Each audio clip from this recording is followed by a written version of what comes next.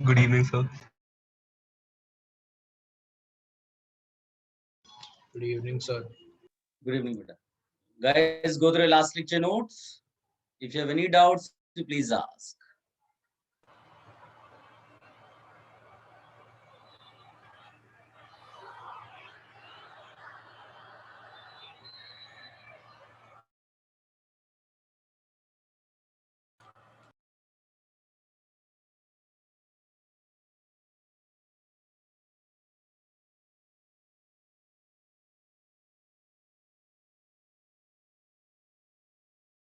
Last में वही किया था ना कि if parent is strong, conjugate is weak. Yes, beta. Thank you, sir.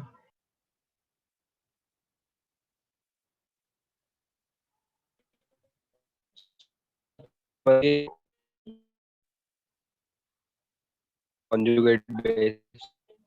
बेटा आवाज आपकी क्लियर नहीं, क्या बोला आपने? तो कॉन्जुगेट बेस और कॉन्जुगेट एसिड किया था लास्ट में एग्जांपल्स। हाँ ठीक है, so should I continue that या कोई डाउट है आपका? Continue sir.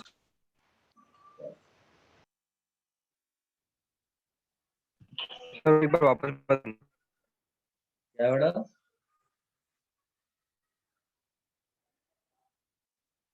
ये हम लोगों ने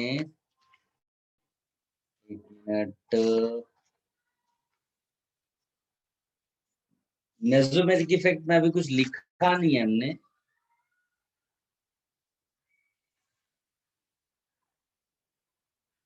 अभी आपका इंडक्टिव ही चल रहा है, सॉरी, इंडक्टिव का एप्लीकेशन बाकी है ना।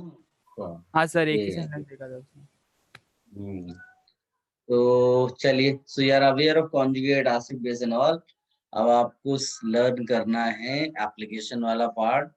तो I will take examples here, like if I take CH3 CH2 C double bond OH। Comparison अभी नहीं बताया ना मैंने।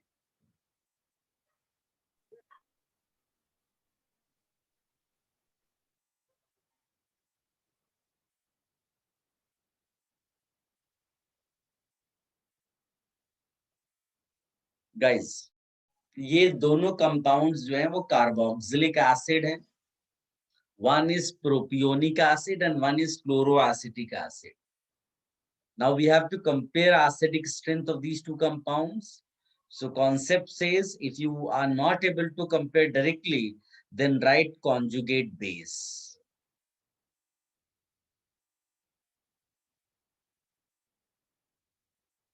ये हो गया कॉन्जुगेट। आपको देखिए पहले से आता है हमको, वो अलग बात है कि ये इनमें से कौन ज्यादा एसिडिक है ये, लेकिन आपको कॉन्सेप्चुअली जाना है अभी। तो मैंने दोनों के कॉन्जुगेट बेस आपको लिख के दिखा दिए, ठीक है। सबसे पहली चीज है, आपको अगर ये पता करना हो, जैसे बोला जाए कि इट्स लाइक कंपैरिजन आपका और आपके फ्रेंड का कि ज्यादा रिच कौन है, तो पहला क्वेश्चन ये होना चाहिए कि आपका जो रिच वाला रीजन है, मतलब what is the cause behind that, मतलब क्यों आप रिच हैं। तो it may be because of bank balance. तो फिर हम आपका और आपके फ्रेंड का बैंक बैलेंस चेक करेंगे कि ज्यादा रिच कौन है, ठीक है। हो सकता है प्रॉपर्टीज के बेसिस पे आप ऐसा बोल रहे हो, तो देखेंगे भाई किसके पास ज्यादा नंबर ऑफ फ्लैट्स हैं वगैरह वगैरह। तो आपको ये जज करना पड़ेगा पहले कि कंपाउंड अगर एसिड है तो इट्स बिकॉज ऑफ व्हाट। तो यहाँ पर ये जो हाइड्रोजन है ना, which is connected to electronegative element, ये एसिडिक है। देखो ये इजी केसेस है, जब डिफिकल्ट सिचुएशन आएगी ना तो आपको ये सारी थिंकिंग करनी पड़ेगी कि वो एसिडिक एच कौन सा हम ले लें, बिकॉज एच तो यहाँ बहुत सारे हैं आपके, राइट। तो वो हमने एच चूज किया था जो इलेक्ट्रोनेगेटिव एलिमेंट से कनेक्टेड है। अब आते हैं कॉन्जुगेट बेस पे। अब कॉन्जुगेट बेस बेस क्यों है? बिकॉज इसके ऑक्सीजन के पास लोन पेयर है, दिख रहा है ना, यानी इसके पास इलेक्ट्रॉन डेंसिटी है ऑन ऑक्सीजन, इसके पास भी इलेक्ट्रॉन डेंसिटी है ऑन ऑक्सीजन। इसी वजह से तो ये H+ एक्सेप्ट कर पाएगा and that is why base. तो हम लोगों को अगर इन दोनों का बेसिक स्ट्रेंथ चेक करना है तो हम लोगों को क्या चेक करना पड़ेगा कि ऑक्सीजन पे किसके पास इलेक्ट्रॉन डेंसिटी ज्यादा है, राइट। तो जिसके पास इलेक्ट्रॉन डेंसिटी ज्यादा होगी वो ज्यादा बेसिक कॉन्जुगेट हो जाएगा, और यहाँ पर कॉन्जुगेट मतलब carboxylate ion. Now how will you check, हमारे पास फैक्टर क्या है? तो पहली चीज कॉमन वाला पार्ट जो है ना उसको चेक कर लो, this the common part. So difference will give you the answer. Here it is plus I effect group, here it is minus I effect group. Plus I effect group will increase electron density. Minus I effect group will decrease electron density. So out of these two, this one is less basic and this is more basic. As a result, parent will become less acidic. उल्टा होता है ना conjugate का. And here parent becomes more acidic. देखिए ये total concept है. अब बाद में आप इसका कंक्लूजन निकाल के फटाफट आंसर भी निकाल सकते हैं, बट अभी के लिए conceptually you have to write everything on paper. तो एसिडिक स्ट्रेंथ का ऑर्डर ये हो जाता है। I hope this is clear to everybody, if not let me know which part. Sir एक बार ही वापस समझा दो ना। इलेक्ट्रॉन डेंसिटी वाला नहीं एक समझ। बार समझा दो ना। हाँ दोबारा एक बार और बता देता हूँ। देखो जब भी दो एसिड्स तुमको हमें ज्यादातर कार्बोक्सिलिक पढ़ना है, बट किसी के लिए भी कर सकते हो। दो एसिड्स दिए, अगर डायरेक्ट नहीं हो पाता है तो उसका एक, दिस इज वन वे। और भी तरीके होते हैं, अभी हमने एक वे लर्न किया है। So one way is right conjugate basis for the two given acids, तो दोनों लिख दिया। फिर हमने देखा ऑक्सीजन पे लोन पेयर इधर भी है इधर भी है और इसी की वजह से ये बेसिक है कॉन्जुगेट बेस। तो हमने चेक किया कि इसके पास एक्स्ट्रा मिथाइल ग्रुप है विच इज प्लस आई, यानी इलेक्ट्रॉन पुश करता है ये, और ये Cl लगा इधर और ये इलेक्ट्रॉन विड्रॉ करता है। तो यानी इस वाले केस में ऑक्सीजन का इलेक्ट्रॉन डेंसिटी डिक्रीज कर रहा है, जबकि इस वाले केस में CH3 की वजह से ऑक्सीजन का इलेक्ट्रॉन डेंसिटी बढ़ रहा है। इलेक्ट्रॉन डेंसिटी बढ़ेगा तो बेसिक स्ट्रेंथ बढ़ जाएगी। कॉन्जुगेट बेस अगर ज्यादा बेसिक हुआ तो पेरेंट उसका उल्टा होता है, यानी लेस एसिडिक। तो इन दोनों में ये लेस एसिडिक हो गया, इसको पीछे लिख दिया, उसको आगे कर दिया। Now is it clear? Sir हम पता क्या कर रहे हैं? मैं एसिडिक स्ट्रेंथ कंपेयर कर रहा हूँ, लिखा है ना एसिडिक स्ट्रेंथ। तो बेटा लास्ट लेक्चर का सबसे पहला वाला हेडिंग देखो, उसमें एप्लीकेशन लिखा हुआ है to determine acidic strength.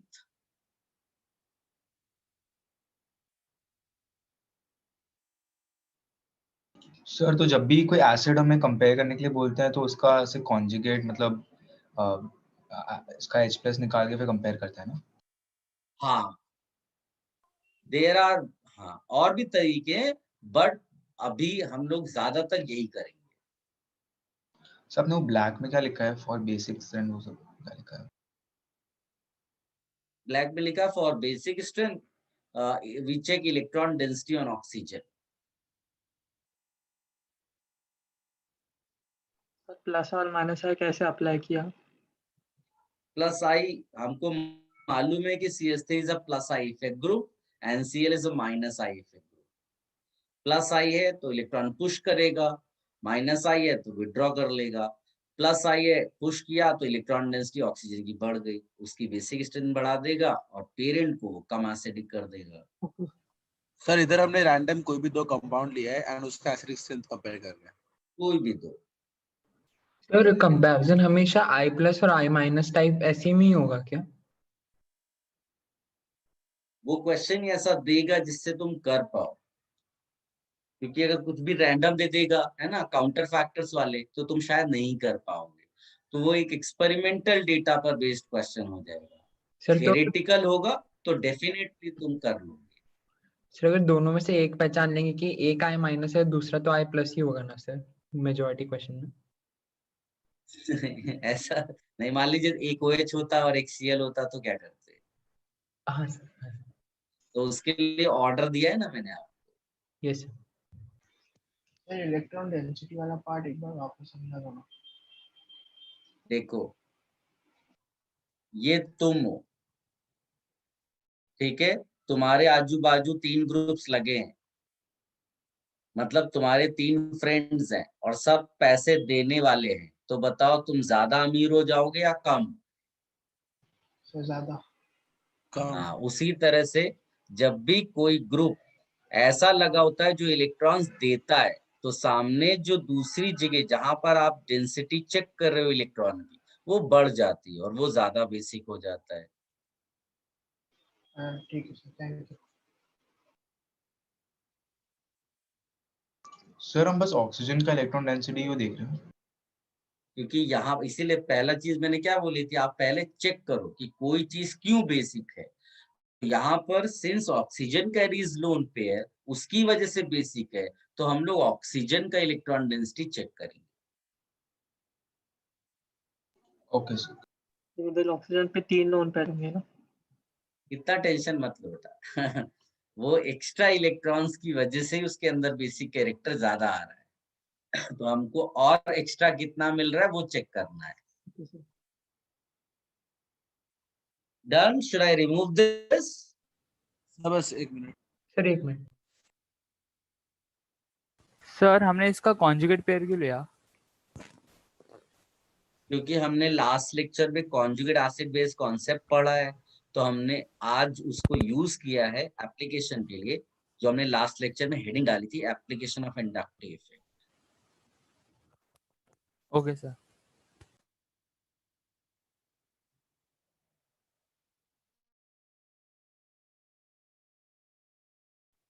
Sir हो गया, you can change this name. Guys, अब इसमें कोई आपको कैसे भी क्वेश्चन दे दे, सब आप आराम से कर पाओगे। जैसे मैं आपको बोलूं कि FCH2COH, ClCH2COH, then BrCH2COH, ICH2COH, अब बहुत आसानी से आप आंसर निकाल सकते हो। इसमें कंक्लूजन क्या लिख सकते हो जनरल मैनर में, जैसे यहाँ से हमने जो देखा उसमें क्या लिखा हुआ है कि जब भी इलेक्ट्रॉन विड्रॉइंग ग्रुप लगेगा तो एसिडिक स्ट्रेंथ बढ़ जाएगा, है ना, ये हमने यहाँ से प्रूव कर लिया। तो as a conclusion we can write here, क्या कंक्लूजन लिखेंगे कि electron withdrawing group implies acidic strength increases, ऐसा करके, and electron releasing group, this means acidic strength decreases। तो इसी एग्जांपल से तुमको क्लियर है कि यहाँ पर इलेक्ट्रॉन, और हमेशा एंड पे देखने की ट्राई करना, तो यहाँ पर लगा हुआ है इलेक्ट्रॉन रिलीजिंग ग्रुप, यहाँ लगा विड्रॉइंग। अगर विड्रॉइंग की वजह से ज्यादा एसिडिक स्ट्रेंथ आ रही है तो ये कंक्लूजन अपना परफेक्ट है। Is it clear? Yes sir. Sir अब इस पे देख लो, यहाँ पर F लगा हुआ है, यहाँ Cl, कॉमन पार्ट को छोड़ के देखना होता है। इट इज इम्पोर्टेंट, हो सकता है कॉमन वाले पार्ट में प्लस आई इफेक्ट भी वाला डिक्रीजिंग होता रहेगा, बट वो हमें मतलब नहीं है, क्योंकि वो तो खत्म हो जाए, कैंसिल आउट कर देंगे। Difference is because of FCl Bri and all minus I. Then what will you check? Order. Order में क्या है? आई इफेक्ट इनका कैसा लगता है? F का ग्रेटर है, सबसे ज्यादा Cl Bri है ना, and more minus I effect, more acidic, more minus I implies more acidic, हमने अभी अभी लिखा था। तो इसका ऑर्डर क्या हो जाएगा? सीधे सीधे 1 greater than 1 greater than 2 greater than 3 greater than 4। I believe this is clear, right? Sir बोलिए।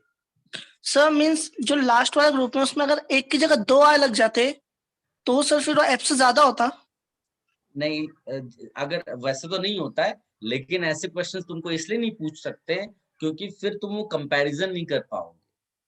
नहीं, सिमिलैरिटीज होंगी तब तुम्हारा कंपैरिजन फीजिबल होगा ना। अगर काफी कुछ डिफरेंस ले आए जिसमें काउंटर फैक्टर्स वर्क करने लगे तो बिना एक्सपेरिमेंट के हम नहीं निकाल पाएंगे। Sir summation of minus I effect will be more ना? ऐसे समेशन नहीं चलता है बेटा। मान लो कि तुम 2 पतले पतले भाई हो, तो तुम क्या खली को हरा दोगे? नहीं हरा पाओगे बेटा। उसमें मतलब ये तो मैंने तुम्हारा एग्जांपल ले लिया खली का, क्योंकि मुझे मालूम है इसकी स्ट्रेंथ। कई जगह नहीं मालूम होगा, जब तक फाइट नहीं होगी हम कंपेयर नहीं कर पाएंगे। ठीक है? Okay sir. सब So- क्लियर है? should I- कैसे हाँ, बोल कंपेयर कर पाएंगे? किसी ने कुछ बोला क्या? मैं पूछ रहा हूँ कि अगर ये तभी वैलिड है जब हमारा कॉन्जुगेट बेस बनता है ना? नहीं, बनता नहीं, वो तरीका एक निकालने का कि ज्यादा एसिडिक कौन है। एसिडिक स्ट्रेंथ तो उसकी नेचुरल कैरेक्टर है जो है, मतलब ये आंसर एक्चुअली में है कि first is more acidic then second. This is, ये आपका अपना तरीका है कि किससे आप आंसर निकालते हो, ठीक है। Since we are aware of this concept, we have developed a science, we are using this science to predict acidic strength order, simple. Sir बोलो ना।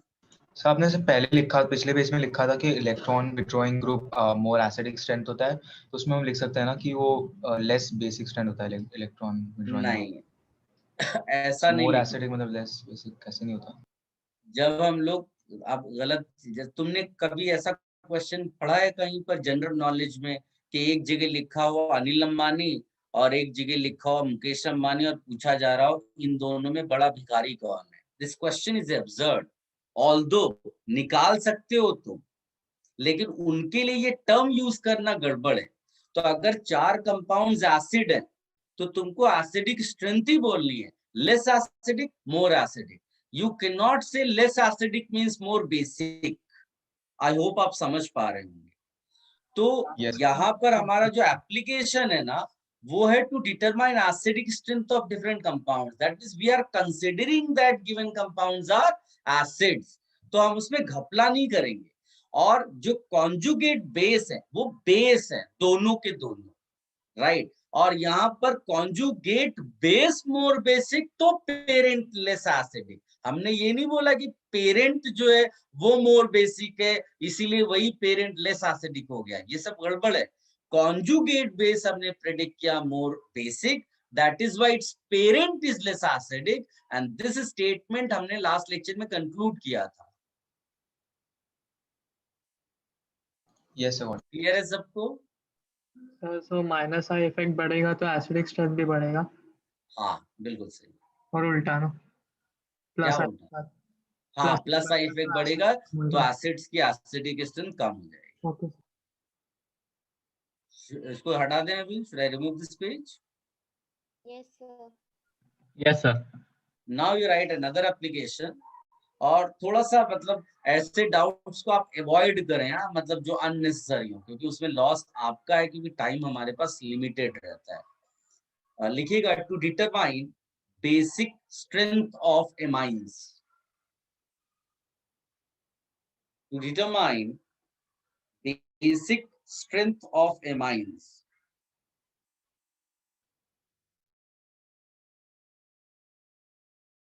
So can you repeat?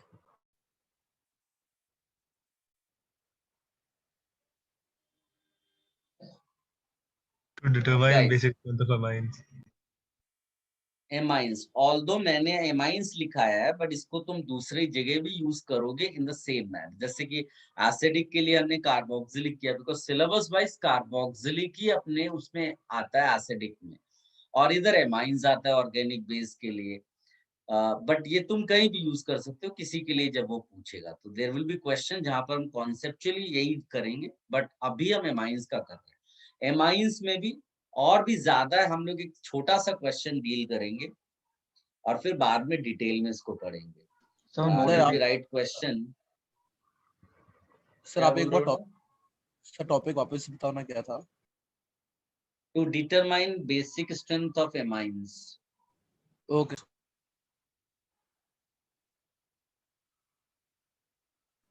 फिर आप ये कोई क्वेश्चन दे रहे हैं?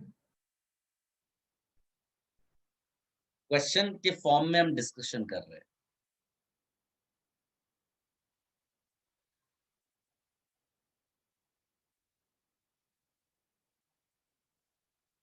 गाइस, मैंने यहाँ जानबूझकर ये गैसीय स्टेट लिखा है। सॉल्यूशन फेज में इसका आंसर चेंज हो जाता है। कैसे चेंज होता है, क्या आंसर होगा, वो अभी आपका लेवल नहीं है, इसलिए डिस्कशन नहीं करूंगा। अभी के लिए केवल सिंपल वाला करना है। सिंस मैंने ये दे दिया इसलिए ज्यादा दिमाग नहीं लगाना है, सीधे इंडक्टिव इफेक्ट सोचेंगे हम लोग। दिस इज प्राइमरी एमाइन, इसको बोलते हैं primary amine. This is secondary amine. We all are aware. This is tertiary amine. And then ammonia भी लिख लो। अच्छा, सबसे पहले तो ये पता करना है कि ये चारों कंपाउंड्स बेस क्यों हैं, कोई बता सकता है? लोन पे क्योंकि वो इलेक्ट्रॉन देने के केपेबल। सबसे पहली चीज पता करनी होती है भाई, दो लोगों का कंपैरिजन करना है कि अमीर कौन है, तो पता तो चले अमीर किस वजह से है। तो यहाँ रीजन क्या है? Nitrogen carries lone pair. Nitrogen लो कैरीज लोन पेयर। तो हमें सीधे सीधे चेक करनी है इलेक्ट्रॉन डेंसिटी। लोन पेयर आप थोड़ी ना बढ़ा दोगे नंबर में, केवल वो कितनी उसकी डेंसिटी बढ़ गई, इलेक्ट्रॉन क्लाउड कितना ज्यादा हो गया, यही चेक कर सकते हो और कुछ नहीं। अब आप चेक कर लो इसमें सीधे सीधे किसमें प्लस आई इफेक्ट ज्यादा ग्रुप्स लगे हुए हैं। इधर 2 लगे हुए हैं, आप 2 ऐसे कर दो डंडे ऐसे शो करने के लिए, बाकी इसका कोई मीनिंग नहीं है। इधर आप 3 डंडे कर दो, इधर कोई डंडा नहीं है। तो सबसे ज्यादा इलेक्ट्रॉन डेंसिटी किसमें आई? थर्ड में। 3 greater than 2 greater than 1 greater than 4। मेरे ख्याल से किसी को कोई डिफिकल्टी नहीं आनी चाहिए इसमें। तो नहीं समझ आया। अरे यार, क्या बकवास चीज है, इतनी आसान चीज नहीं समझ में आ जाएगी, कैसे काम चलेगा? ये तुम हो, तुम्हारे 3 दोस्त हैं जो तुम्हें पैसे देते रहते हैं लगातार। तुम्हारे मान लीजिए कि भाई के केवल 2 ही दोस्त हैं जो पैसे देते हैं। बताओ किसके पास ज्यादा पैसा इकट्ठा हो जाएगा? मेरे पास। तो तुम ज्यादा अमीर हो गए ना। वो यहाँ इलेक्ट्रॉन्स की डेंसिटी और बेस से, बेसिक स्ट्रेंथ से रिलेट कर रहे हैं उसको, रिच के बदले बेस बोल रहे हैं उसको। ठीक है, ठीक है। इतना आसान नहीं समझेगा तो कैसे चलेगा यार?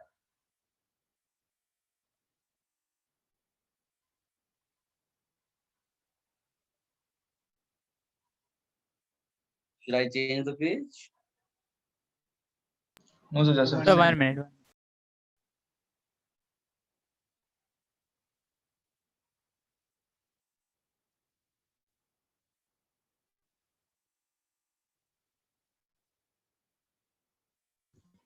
सर इस गैसियस स्टेट का कोई यूज है क्या? आई मीन इम्पोर्टेंस है क्या? हाँ, इसकी बहुत इंपॉर्टेंस है। सोल्यूशन फेज में आंसर्स बदलते हैं, बट अभी लेवल अपना नहीं है उतना। So I will discuss this later on. Okay sir. Sir third वाले का इलेक्ट्रॉन डेंसिटी हमने इसलिए मैक्स बोला क्योंकि इसे तीनों तरफ से इलेक्ट्रॉन मिल रहे हैं ना। दोनों तरफ से किसमें? सर जो थर्ड वाला सिचुएशन है सर, हाँ, 3 जगह से मिल रहा है ना, ऊपर से S3, नीचे लेफ्ट से S3, राइट से S3, 3 जगह दिखाया। Okay sir. और एक और डाउट है सर, जो फोर्थ वाला है सर, हमने उसे क्वाटरनरी अमाइन बोला है क्या? फोर्थ वाले को? अच्छा नहीं सर अमोनिया है। हाँ सर, मैं सॉरी कंफ्यूज हूँ। तो प्लस आई इफेक्ट बढ़ रहा है और बेसिक स्ट्रेंथ भी बढ़ रही है। इलेक्ट्रॉन डेंसिटी बढ़ रही तो बेसिक स्ट्रेंथ बढ़ गई।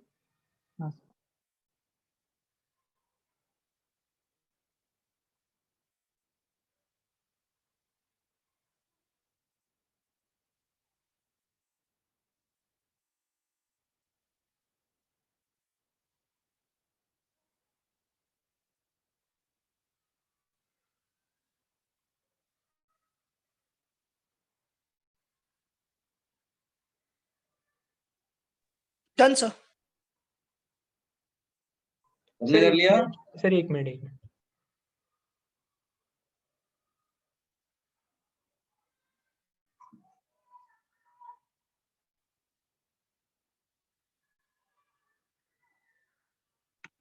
Sir done. Sir wait sir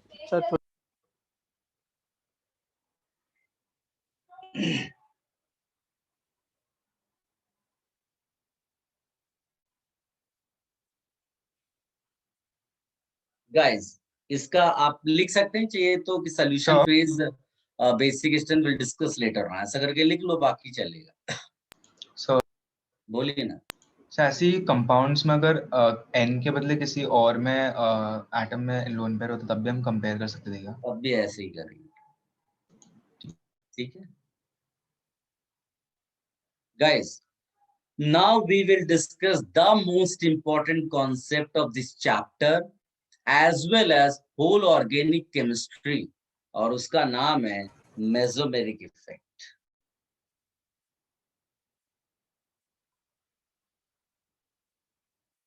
sir ये एप्लीकेशंस का पार्ट है? नहीं, बस दो थे ना। वो एप्लीकेशन इंडक्टिव इफेक्ट के अभी 2 पे होल्ड किया है, क्योंकि कई होते हैं ना कि उसमें एक फैक्टर वर्क नहीं करता। एप्लीकेशन वही होगा डिटरमाइन एसिडिक स्ट्रेंथ, बट उसमें 3-4 फैक्टर्स वर्क कर रहे हैं। तो अभी फैक्टर जब तक नहीं मालूम होंगे, एक सिंगल फैक्टर के बेसिस पे आप सारे एप्लीकेशंस नहीं कर पाओगे। तो हर बार इसी तरह एप्लीकेशन करेंगे, फिर मेसोमेरिक इफेक्ट पढ़ेंगे, उस एप्लीकेशन करेंगे, फिर इंडक्टिव प्लस मेसोमेरिक वाले एप्लीकेशन चलेंगे, फिर और कोई फैक्टर पढ़ेंगे उसका भी डाल देंगे उसमें साथ में। बट सबसे जो इफेक्टिव वाला चीज है वो है मेसोमेरिक इफेक्ट, और इसको हम लोग रेजोनेंस इफेक्ट भी बोलते हैं।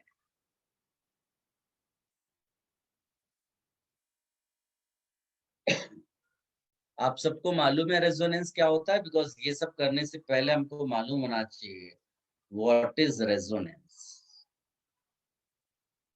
कोई बताएगा?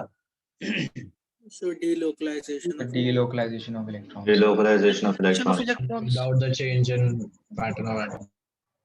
Very good. चलिए एकदम मैं बेसिक से आपको बता रहा हूँ, ठीक है?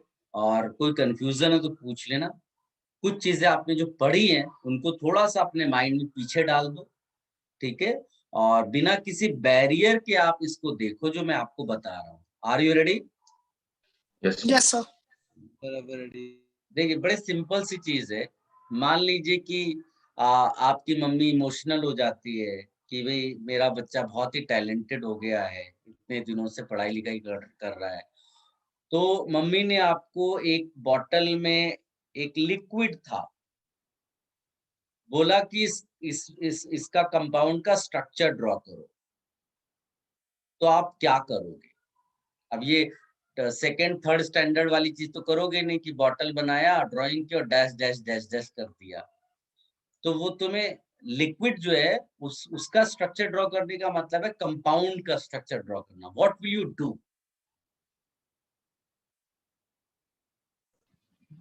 बोलो। मॉलिक्यूलर फार्मूला निकालेंगे एंड देन उसके पॉसिबल क्या निकाल लोगे?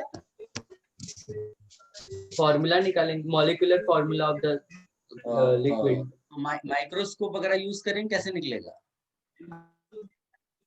उसकी प्रॉपर्टीज ऑब्जर्व करेंगे, उसकी प्रॉपर्टीज से पता चल जाएगा ना। Very good. तो ये आपको बोलना है कि जब हमको स्ट्रक्चर ड्रॉ करना होता है तो हमें सबसे पहले क्या करना पड़ेगा? उसकी प्रॉपर्टीज। और प्रॉपर्टीज में फिजिकल प्रॉपर्टीज हो सकती हैं और केमिकल प्रॉपर्टीज, ये सबसे इंपॉर्टेंट है भाई। ऐसा जैसे मान लीजिए कि मम्मा ने लिक्विड दिया तो आप उसको टेस्ट कर लो, थोड़ा सा नशा आया तो आप समझ गए क्योंकि डेटा आपके पास अवेलेबल है। So test is one of the properties. ऐसे ही मजाक वाला एग्जांपल है। बट आप अगर मान लीजिए जेन्युइनली आप साइंटिस्ट बन गए या रिसर्च कर रहे हैं, कोई लिक्विड आपको मिल गया and you want to draw structure, then you have to find properties. अब फिजिकल प्रॉपर्टीज में क्या क्या होता है? जैसे बॉइलिंग पॉइंट हो गया, मेल्टिंग पॉइंट हो गया, डेंसिटी हो गया, ये सारी प्रॉपर्टीज के बेसिस पे आपको कॉम्पोजिशन मिल जाता है। याद है आपने मोल कॉन्सेप्ट में किया था, अगर परसेंटेजेस आपके पास कभी कार्बन है, नाइट्रोजन है, ऑक्सीजन है, तो तुम यहाँ से एम्पेरिकल फॉर्मूला निकाल लेते थे, याद है? फिर इसी तरह से आगे जाके मॉलिक्यूलर फॉर्मूला। लेकिन बॉन्डिंग जब तक आपको पता नहीं होगी तब तक आप बॉन्ड स्ट्रक्चर ड्रॉ नहीं कर सकते। तो बॉन्डिंग ऐसे पता चलेगी? For that you have to break bond, और बॉन्ड ब्रेक करने के लिए तुम्हें एनर्जी लगती है। जैसे मान लीजिए कि बॉटल में वाटर ही था, तो वाटर का ये जो H और O का बॉन्ड है, ये आप देख सकते नहीं है, ये तो साइंटिफिकली हम बताते हैं ना, सिंगल बॉन्ड है जिसमें 2 इलेक्ट्रॉन्स शेयर होता है। ना इलेक्ट्रॉन्स दिखाई देते हैं ना ये बॉन्ड दिखाई देता, this is just a force of attraction. इधर भी वही सिनेरियो है। तो हमारे पास जो डेटा अवेलेबल है कि भी सिंगल बॉन्ड के लिए कुछ एनर्जी लगती होगी, डबल बॉन्ड के लिए कुछ एनर्जी लगती होती है। सो जब आप बॉन्ड्स जो बॉन्ड्स ब्रेक करते हैं, यानी आप केमिकल प्रॉपर्टीज के बेसिस पे निकाल रहे हो उसकी बॉन्डिंग, ठीक है। कंक्लूजन क्या हुआ? कंक्लूजन ये है, properties of compound will give you structure। अब ये तो साइंटिस्ट ने किया, लेकिन as a 11th standard student और 12th स्टैंडर्ड स्टूडेंट, उनका क्या होता है कि उनको स्ट्रक्चर देते हैं हम पेपर पे और बोलते हैं तुम प्रॉपर्टीज प्रेडिक्ट करो। समझे ना? इसका मतलब किसी ने प्रॉपर्टीज के बेसिस पे स्ट्रक्चर ड्रॉ किया और तुमने उस स्ट्रक्चर को स्टडी करके प्रॉपर्टीज बता दिया, यानी दोनों एक दूसरे से पूरी तरह से लिंक्ड है। So whatever structure you draw on paper, that structure should explain all properties of the compound। क्या इतना क्लियर है सबको? Yes, sir. Yes, sir. Unfortunately, there are few compounds जिनके लिए you cannot draw structure on paper। Loose structure नहीं बना सकते, उसके अपने रीजंस हो सकते हैं। जैसे कि मान लीजिए कि मैं आपसे अगर पूछूं कि ये क्या है, कोई बता सकता है? What is this? बेंजीन। नहीं, बेंजीन ये Open बेंजीन benzene। नहीं है। ये बेंजीन का, इसको बोलते हैं resonating structure.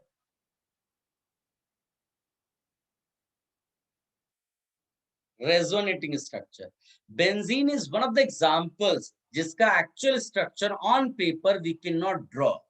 You may ask why. तो उसका एक रीजन है कि ये जो बॉन्ड स्ट्रेंथ यहाँ पर दिखाई गई है, ये तुमने परफेक्टली डबल बॉन्ड दिखा दी, जबकि एक्चुअली में वो एक पार्शियल बॉन्डिंग होती है। ये जो पार्शियल बॉन्डिंग है, ये हमारी साइंस में आज तक हमने किया ही नहीं है। आपने 2 इलेक्ट्रॉन्स की शेयरिंग पे सिंगल बॉन्ड बनाया, 4 इलेक्ट्रॉन्स की शेयरिंग पे डबल बॉन्ड बनाया, 6 इलेक्ट्रॉन्स की शेयरिंग पे ट्रिपल बॉन्ड बनाया। तुमने आज तक ऐसी कोई साइंस डेवलप ही नहीं की जिसमें 1.3 इलेक्ट्रॉन्स शेयर हो रहे हो। I hope you are getting my point.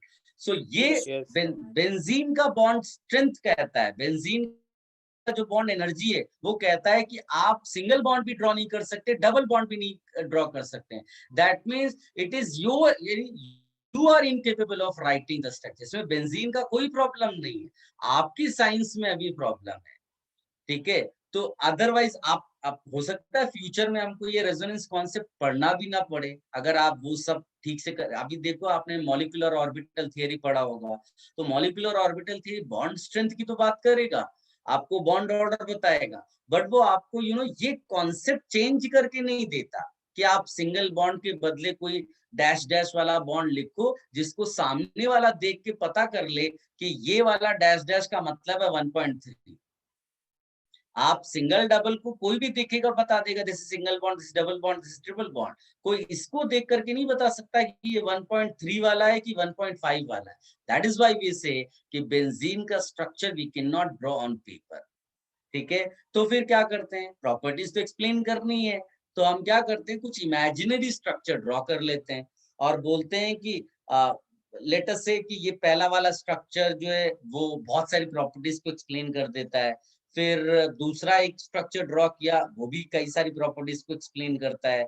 और फिर इसी तरह से बाकी स्ट्रक्चर्स भी आपने ड्रॉ कर दिए, बाकी स्ट्रक्चर्स भी ड्रॉ कर दिए, और ये यहाँ आया और ये, और बोला कि now with the help of these 5, ये सब 5 इमेजिनरी स्ट्रक्चर्स हैं, और हमने बोला कि with the help of these 5 structures we can explain all properties of benzene. ठीक, इनमें से कोई भी असली स्ट्रक्चर नहीं है बेंजीन का, बट इस 5 स्ट्रक्चर्स की बेसिस पे आप 100% प्रॉपर्टीज तक पहुंच जाते हैं, ठीक है।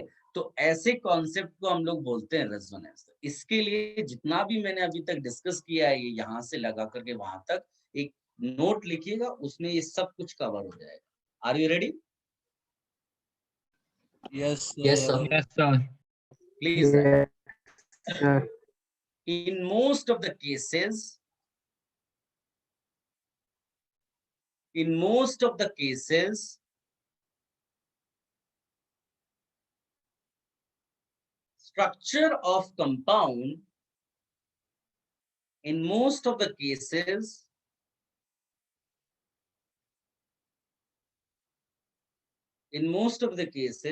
structure of the compound is drawn on the basis of properties of the compound.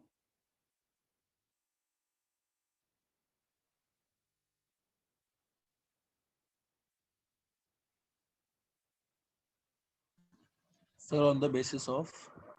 On the basis of properties of the compound.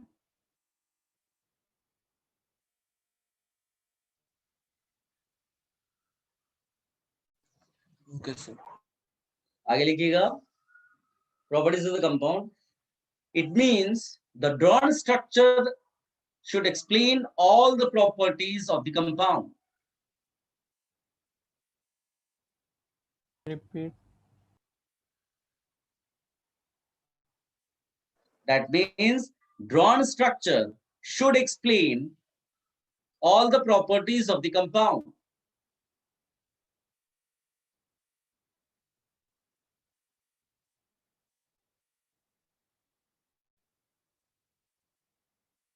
Sir, all the properties of the compound. But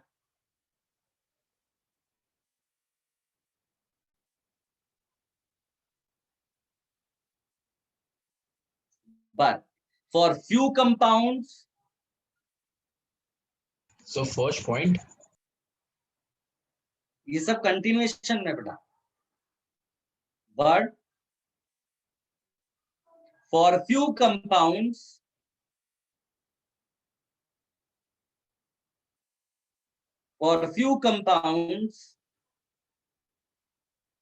it is not possible to write or draw. It is not possible to draw a single Lewis structure.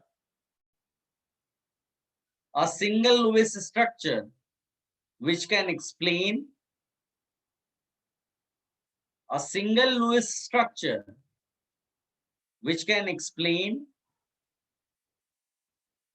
all the properties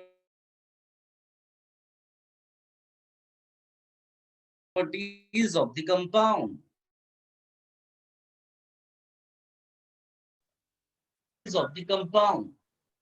sir आपकी आवाज बीच बीच में cut रही है.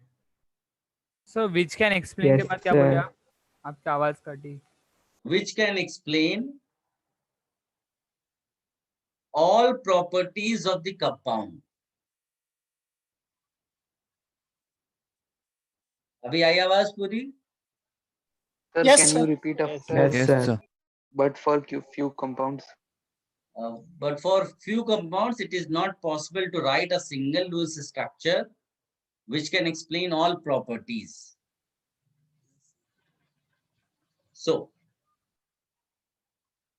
we write two or more imaginary structures.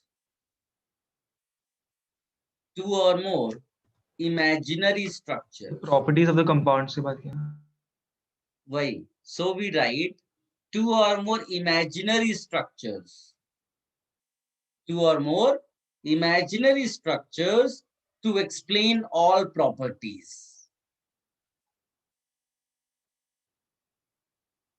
So can you repeat? So we write two or more structures to explain all properties of the compound. These imaginary structures are called resonating or canonical.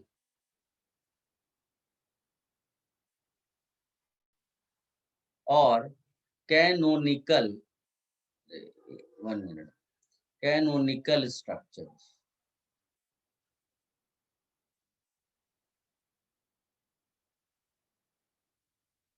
And this phenomenon of writing all the structures, this is called resonance.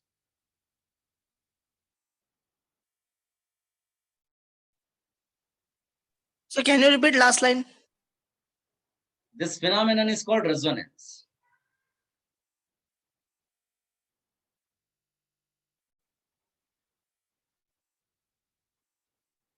And the combined form, जैसे यहाँ दिख रहा है ना, ये इसको हम लोग बोलते हैं रेजोनेंस हाइब्रिड। यानी कि तुम दिखा तो रहे हो बट उससे कुछ होने वाला नहीं है। इससे कोई प्रॉपर्टी तुम एक्सप्लेन नहीं कर पा रहे बिकॉज तुम्हारे पास कोई बॉन्ड का आइडिया नहीं है इधर।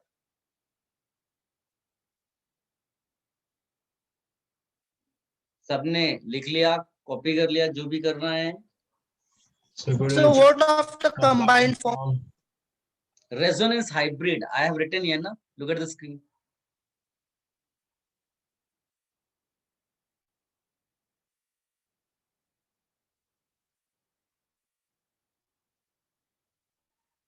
Guys, कुछ कॉपी तो नहीं करना है, देख लो आप। ये इसमें ये सब किया हुआ था और इसमें ये सब किया हुआ है। ये तो आप ड्रॉ ही कर लो पक्का। तो बस ये एक दिखाने बेंजीन का एग्जाम्पल भी है।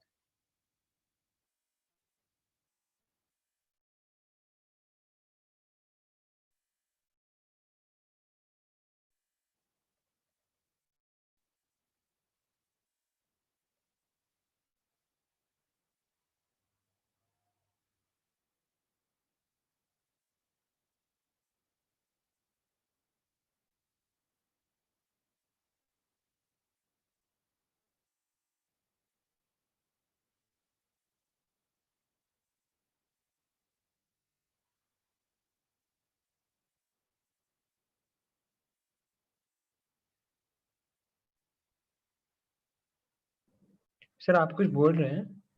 नहीं, मैं कुछ नहीं बोल रहा हूँ। मैं कह रहा हूँ कॉपी हो गया और तो मैं फिर नेक्स्ट पार्ट पे जाता हूँ। Yes, sir. So you can proceed further.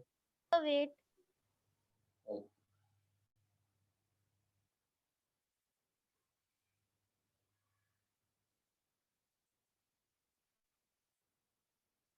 Anyone having any doubt? ये स्टार्टिंग जो पार्ट है इसका?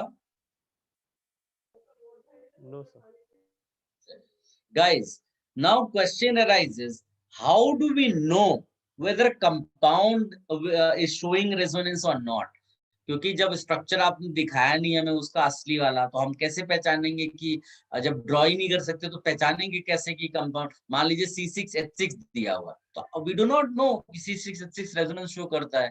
ठीक है, तो एक्सपेरिमेंटली कुछ किया गया होगा स्ट्रक्चर्स के लिए, और फिर ये जो मैं आपको केसेस बताने वाला हूं ना, ऐसा केस दिया हो तो आप मान लेना कि yes this is the structure of resonance. तो उस वाले में आप रेजोनेंस वाले सारे कॉन्सेप्ट्स यूज करोगे। तो now you can write heading या सब हेडिंग आप बोल सकते हो, how to identify whether a compound shows resonance और नॉट।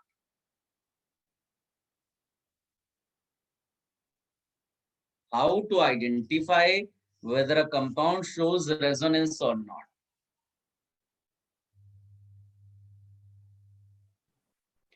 सर हम ये जान के क्या ही करेंगे कि वो कंपाउंड रेजोनेंस शो कर रहा है कि नहीं? क्योंकि उसकी प्रॉपर्टीज बदल जाएंगी ना। क्योंकि तुमको जो स्ट्रक्चर दिया है सामने वो तो इमेजिनरी स्ट्रक्चर है, वो मान लो 30% प्रॉपर्टी बता रहा है, तो तुमको तो निकालनी है 100% प्रॉपर्टी। तो जब तक ये नहीं पता चलेगा कि उसके बाकी इमेजिनरी स्ट्रक्चर्स कौन से हैं, तो कैसे बता पाओगे कि पूरी प्रॉपर्टीज कौन कौन सी है। Okay sir. सर ये रेजोनेंस एक assumption है ना, हम एक स्ट्रक्चर तो कोई एक ही एग्जिस्ट करता है। स्ट्रक्चर कोई एक ही एग्जिस्ट करता है जो आप ड्रॉ नहीं कर सकते। Yes sir. समझे ना आप? मतलब हम तो मैं बोलो। सर हम लुईस स्ट्रक्चर ड्रॉ करके मतलब गेस कर सकते हैं ना, मतलब कि मैं बताता हूँ, एक घरेलू एग्जांपल लेता हूँ। अभी कौन बोल रहा था? What is your name? Sir Amey. Amey मान लो अमे जो है बिल्डिंग के नीचे खेल रहा था और खेलते खेलते खो गया। ठीक है, तो अमे मिसिंग है। बताओ पेरेंट्स कहाँ जाएंगे? Police station. क्या फ्रेंड्स के पास जिसके साथ खेल रहा है। अरे नेबर्स के पास जाएंगे। बिल्कुल फ्रेंड्स के पास गए, नेबर्स के पास कहीं नहीं मिला, फिर पेरेंट्स पहुंच गए पुलिस स्टेशन, ठीक है। पुलिस वाले अमेय के पेरेंट्स से क्या मांगेंगे बताओ? Photograph. इन्फॉर्मेशन। डायरेक्ट बात हम लोग कर रहे हैं, डायरेक्ट बात है, ये नहीं फिर कि कब हुआ क्या। फोटो मांग रहे हैं, ठीक है, फोटो। पेरेंट्स ने कहा हमारे पास एक भी फोटो नहीं। अबे रिश्वत कौन लिखा, बदतमीज। पेरेंट्स ने कहा कि हमारे पास एक भी फोटो नहीं है, ठीक है, वो फोटोज भी चोरी हो गए। अब बताओ क्या होगा। तो फिर जो पुलिस वाले थे उन्होंने जो है एडवाइस दिया कि कई सारे ऐसे बच्चों को पकड़ के लाया गया जो थोड़ा बहुत अमेय से फेस मैच करता है। पेरेंट्स ने भी बोला हाँ, इस बच्चे की जो है नोज मैच करती है, इस बच्चे के हेयर मैच करते हैं और आईज मैच करते हैं। इस तरह करके सब मान लीजिए कि 5 बच्चों को खड़ा किया गया, उनकी फोटो क्लिक की गई और उन फोटोज में से जो चीज मैच करती थी, यानी जो कैरेक्टरिस्टिक अमेय की थी, उसको निकाल के यहाँ लगा दिया गया, ठीक है। तो फाइनली अमेय का फोटो आया और पेरेंट ने बोला हाँ, मेरा बच्चा एग्जैक्टली ऐसा दिखता है। समझ में आया?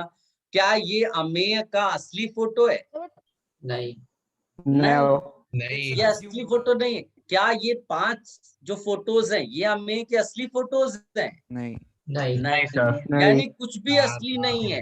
फिर भी अमेय का पता चल सकता है बिकॉज अब आपके पास अमेय की 100% कैरेक्टरिस्टिक्स हैं, मतलब फोटो मिल गई आपको। आई होप आप समझ पा रहे हैं। तो जो चीज हम ड्रॉ नहीं कर सकते थे, हमने 5 इमेजिनरी स्ट्रक्चर के बेसिस पे किसी कंपाउंड की सारी कैरेक्टरिस्टिक्स पता कर ली।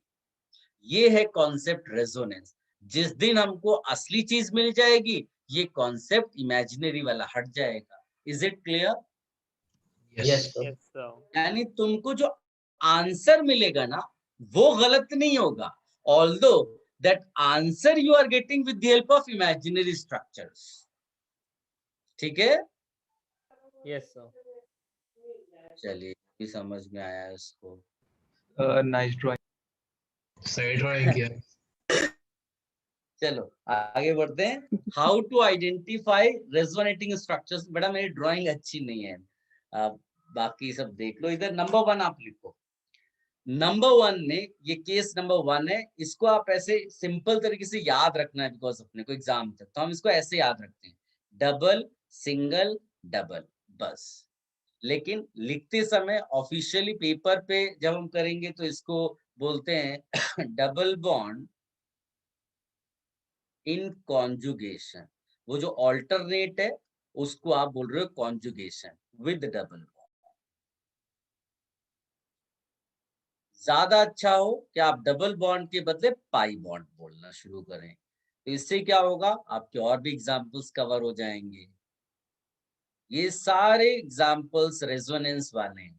मतलब अगर स्ट्रक्चर में ऐसा तुम्हें दिखाई दे तो समझ लेना कि वो रेजोनेंस वाला एग्जाम्पल है, वो एक्चुअल स्ट्रक्चर नहीं है। एग्जाम्पल बेहतरीन benzene ring, double single double single double.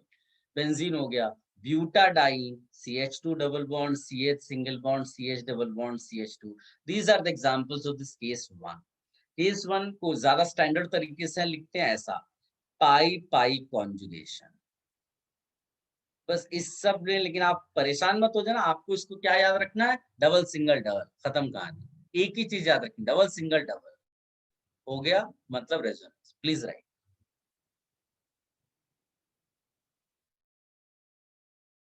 सो ये लिखना है क्या जो आपने अभी किया है? कोर्स यही तो पढ़ना है, मेन है बेटा ये सब। This is case 1, how to identify में ऐसा दिखा तो मतलब वो आंसर रेजोनेंस वाला है। ये सब पैटर्न याद रखा तो बस है ना। हाँ पैटर्न, वो एक्चुअली स्टैंडर्ड नहीं, ये सब बनाए हुए हैं, टीचर्स के बनाए हुए पैटर्न है।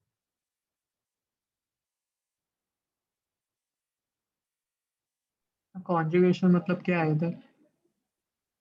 कॉन्जुगेशन बेटा alternate. Okay sir. Should I remove this? Yes sir.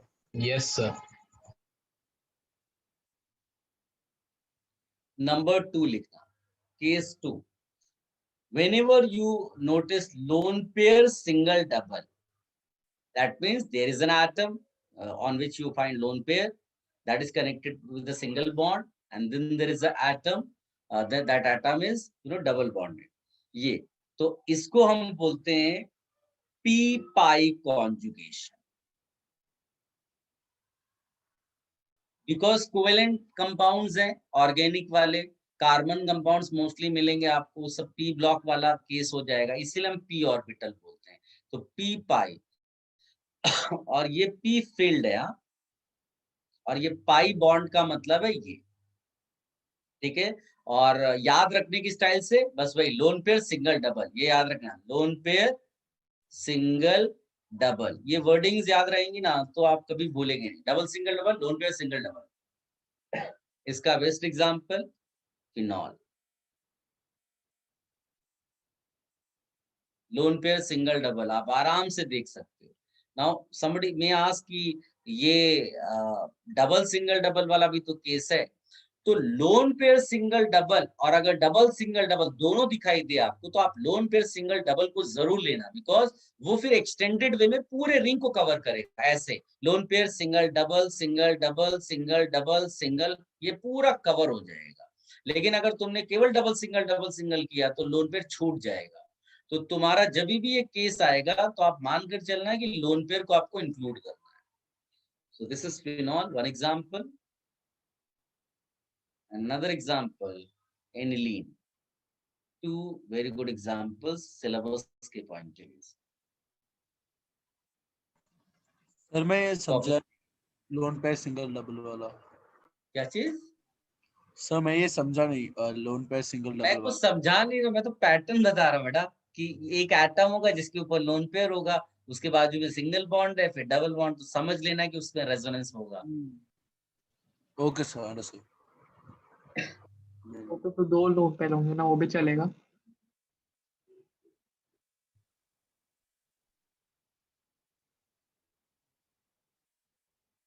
Sir एक बार आप केस 1 दिखा सकते हो, वो कॉपी नहीं कर रहे। केस 1? हाँ, मेरे को सिर्फ नाम बता दीजिए उसका बस।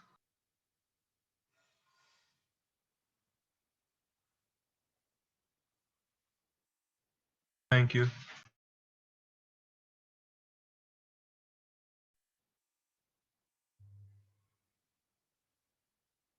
हो गया सर, थैंक यू। ये भी कॉपी हो गया बेटा, सबको हटा दे इस ये। No sir, one minute. यहीं पर मैं लिख देता हूँ third case. Second and third ये ऑलमोस्ट एक जैसे हैं।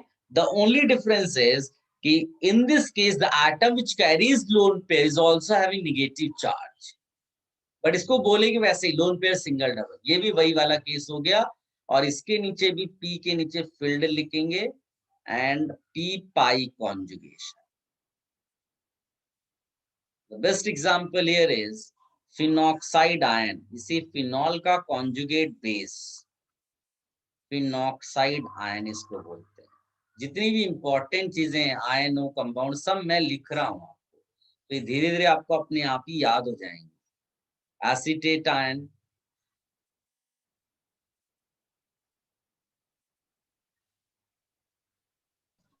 सर ये पी फील्ड का क्या सिग्निफिकेंस है? फील्ड का मतलब होता है कि ऑर्बिटल के अंदर 2 इलेक्ट्रॉन्स हैं, उसको फील्ड ऑर्बिटल कहते हैं। हाँ सर, उसका इम्पोर्टेंस क्या है? इम्पोर्टेंस अभी पता चले, अभी तो हम केवल चेहरा पहचान रहे हैं ना, कि मतलब तो पुलिस वालों ने दिखाया है केवल कि ये चोर है, ये चोर है, ये चोर है। अब उसके बारे में डिटेलिंग बाद में करेंगे, अभी खाली चेहरा बताया जा रहा है। ऐसा दिखाई दिया means there is a resonance. Okay sir, okay sir. Should I change the screen? Just a minute. Okay.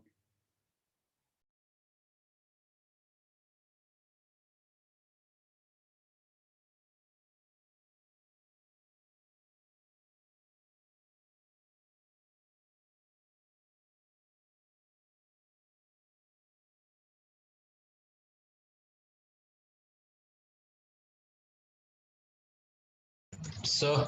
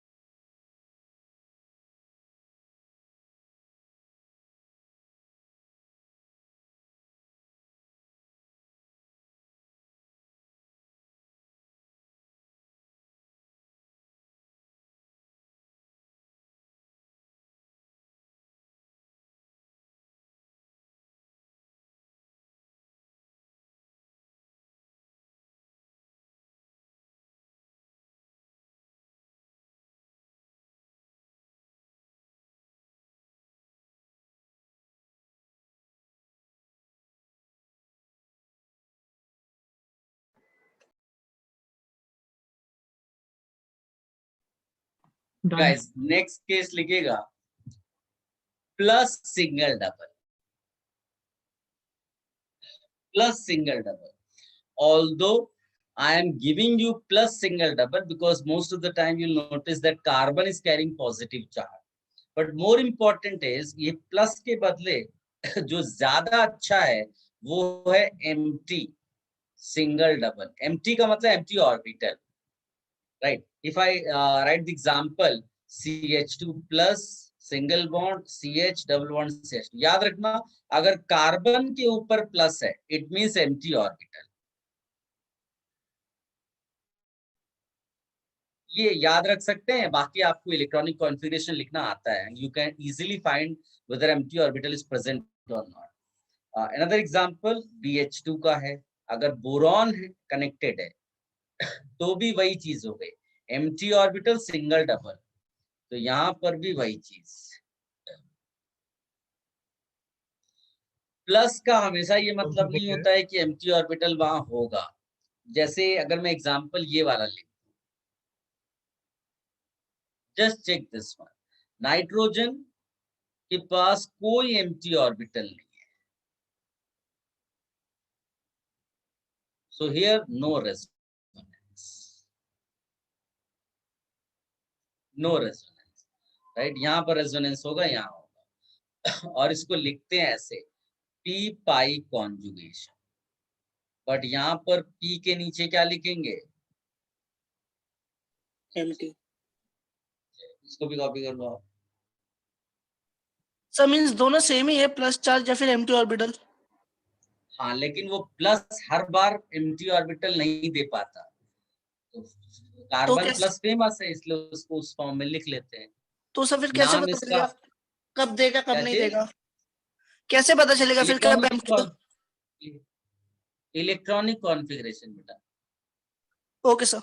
ये तो मैंने अपने एक्सपीरियंस पे आपको बता दिया कि कार्बन पे प्लस एम्प्टी ऑर्बिटल, जैसे कि तुम्हें मुकेश अंबानी का बैंक बैलेंस चेक नहीं करना पड़ता है ना उसको रिच बोलने के लिए, हमको मालूम है ऐसा है, बाकी किसी कोई रिच है कि नहीं चेक करने के लिए तुम्हें बैंक बैलेंस देखना पड़ेगा। तो उसी तरह से हमें हर केस में इलेक्ट्रॉनिक कॉन्फ़िगरेशन लिख के चेक करना होता है, बट कुछ स्टैंडर्ड एग्जांपल्स हैं जिनको आप याद भी रख सकते हो और वो बार बार पूछते भी हैं।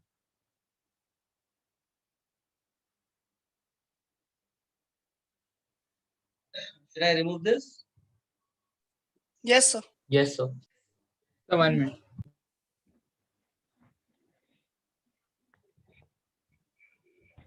वो विनाइल आयन है ना? विनाइल नहीं, उसको एलाइल बोलते हैं। हाँ एलाइल। एलाइलिक कार्बोकेटायन उसको, अभी सब नाम वगैरह आएंगे, टेंशन नहीं लेना। नेक्स्ट केस लिखिएगा, that is odd electron single double, इसको याद रखने का स्टाइल भी वही है, ऑड इलेक्ट्रॉन सिंगल डबल, लेकिन इसको स्टैंडर्ड वे में कैसे लिखते हैं? अगेन p पाई कॉन्जुगेशन, p पाई कॉन्जुगेशन और p के नीचे लिखेंगे हाफ फिल्ड।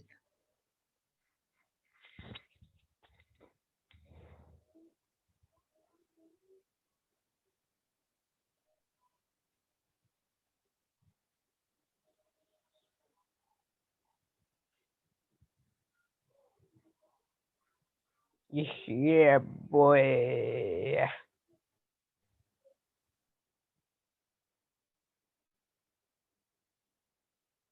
वो नहीं है बेटा, वो ऑड इलेक्ट्रॉन है। आप इसको छोटा भी बना सकते हो। Guys, CH2 odd electron, single bond CH double bond CH2, इसका नाम है allylic free radical.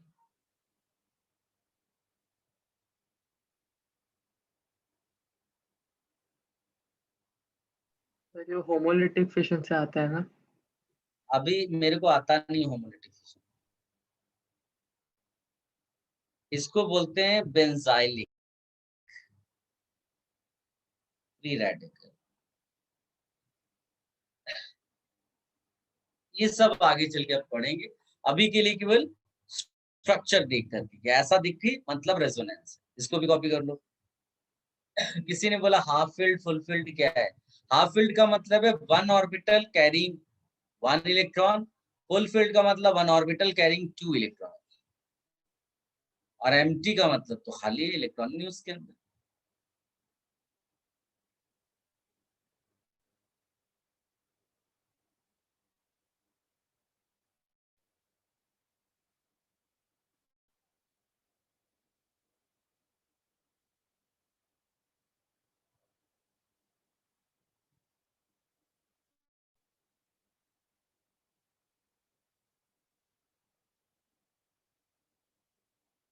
Done? So just a second. Yes, sir. Odd electron का मतलब one electron.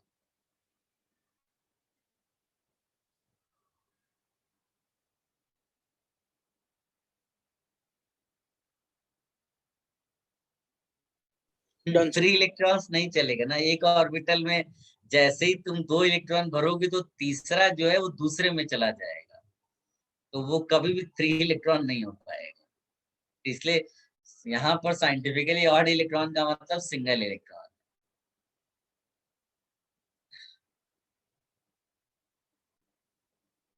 Guys, these are the 5 regular cases. अब एक स्पेशल केस आता है, 6th वाला, ध्यान से देखना है। ये एक स्पेशल केस है और ये डोमिनेटिंग केस है। मतलब कभी ऐसा तुम्हें दो रेजोनेंस एक ही जगह एक ही उसमें कंपैरिजन के लिए ले लो, और इस 6th से कोई प्रॉपर्टी आ रही हो और कोई दूसरे केस से कोई दूसरी प्रॉपर्टी आ रही हो, तो आप इस वाले की बात मानोगे। ये डोमिनेटिंग केस है, ठीक है। अब आप ध्यान से देखो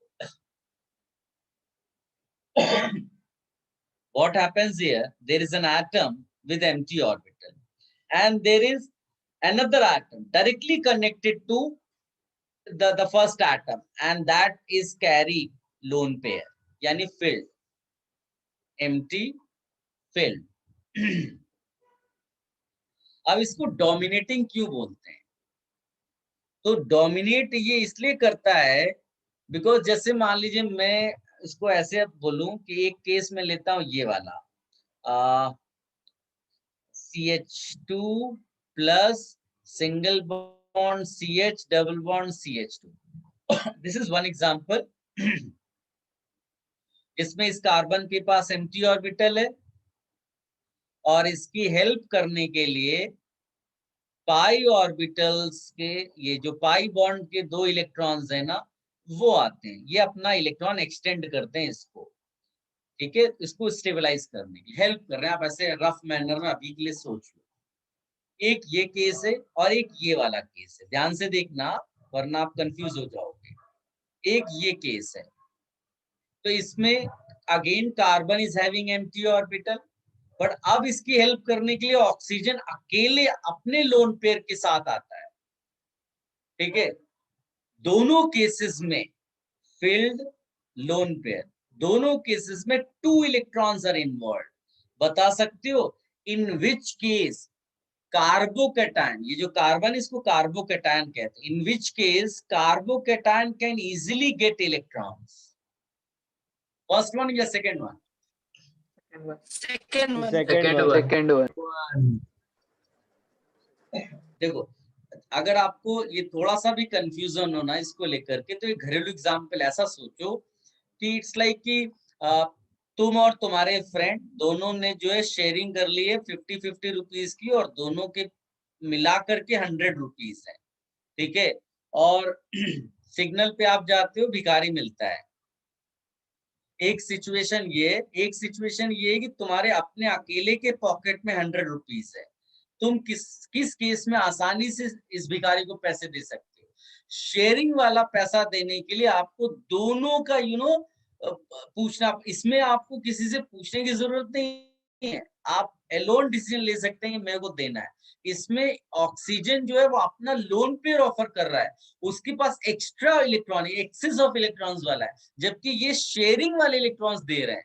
तो इसीलिए जो इससे पहले मैंने लिखा ना, ये डोमिनेटिंग केस, इसका रीजन यही है कि ये जो फील्ड ऑर्बिटल है ये डायरेक्टली कनेक्टेड है एम्प्टी ऑर्बिटल वाले एटम के साथ, इसीलिए यहाँ पर जो रेजोनेंस होगा वो बेटर रेजोनेंस होगा, ठीक है।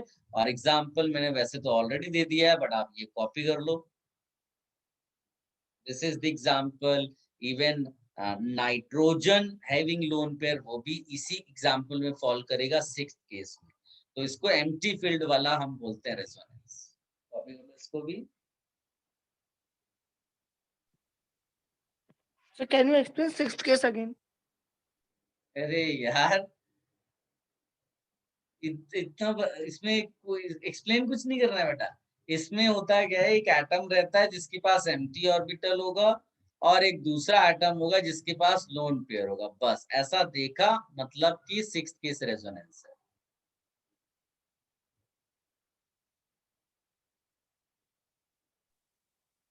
तो सर हमने ऑक्सीजन वाले को मींस नेगलेक्ट क्यों कर दिया? क्या हमने जो ऑक्सीजन वाला केस था मींस उसको क्यों नहीं कंसीडर किया? ये ना, ये तो लोन दिया है ना एग्जांपल, ये एग्जांपल 6th केस वाले हैं, adjacent atoms empty and field. Okay sir. Sir ये डोमिनेटिंग, सर इधर डोमिनेटिंग का क्या वो है इम्पोर्टेंस, मतलब रेजोनेंस तो सब नहीं, दिखा रहे उसको हैं ना। याद रखना है। इंपॉर्टेंस आपको फ्यूचर में समझ में आएगा, कंपैरिजन जो हम कैरेक्टरिस्टिक्स पढ़ेंगे। किसी ने कहा previous page, are you talking about this page? Yes, sir.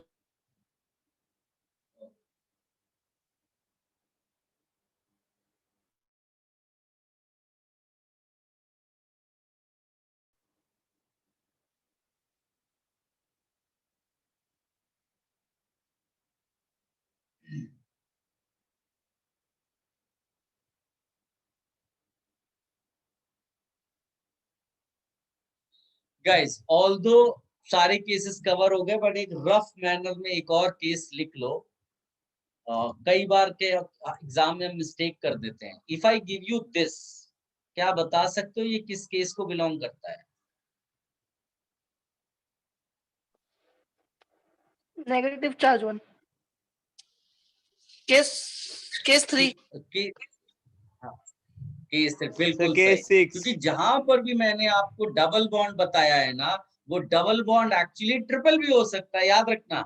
ये पाई है ना, डबल ज्यादा फेमस है, मतलब वो ज्यादा यूज करेंगे हम लोग, इसीलिए मैं डबल लिख रहा हूँ बार बार, बट उसके नीचे स्टैंडर्ड उसका फॉर्म भी दिया हुआ पाई है वो, ठीक है। सो यू कैन इजिली से कि ये 3rd केस है, बट अगर मैंने तुम्हें ये दिया होता तो तुम इसको बिल्कुल पहचान नहीं पाते कि इसके अंदर रेजोनेंस है।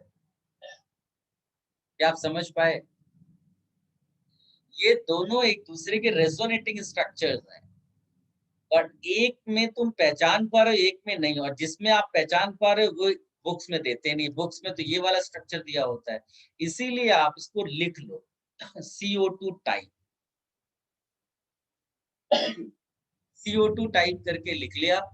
रेयर सिचुएशन में ऐसा कुछ आएगा एग्जाम्पल, बट आप लिख कर रखो, तो उसमें आपको दूसरा फॉर्म ड्रॉ करना होता है, इससे पता चल जाता है कि हाँ उसके अंदर रेजोनेंस है।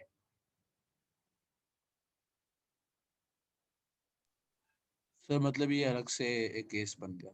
हाँ, मतलब ये मैंने अपनी तरफ से ऐसे बनाकर रखा है, ये बुक्स में नहीं दिया होता है, लेकिन क्या होता है एग्जाम में आ गया तो आप कंफ्यूज हो गए, फिर वो टीचर क्या काम चलाओ करने के लिए वो बोल देंगे कि ये तो ऐसा है, तुम नहीं पहचान पाए वगैरह वगैरह, बट तुम्हारा तो मार्क्स चला जाएगा।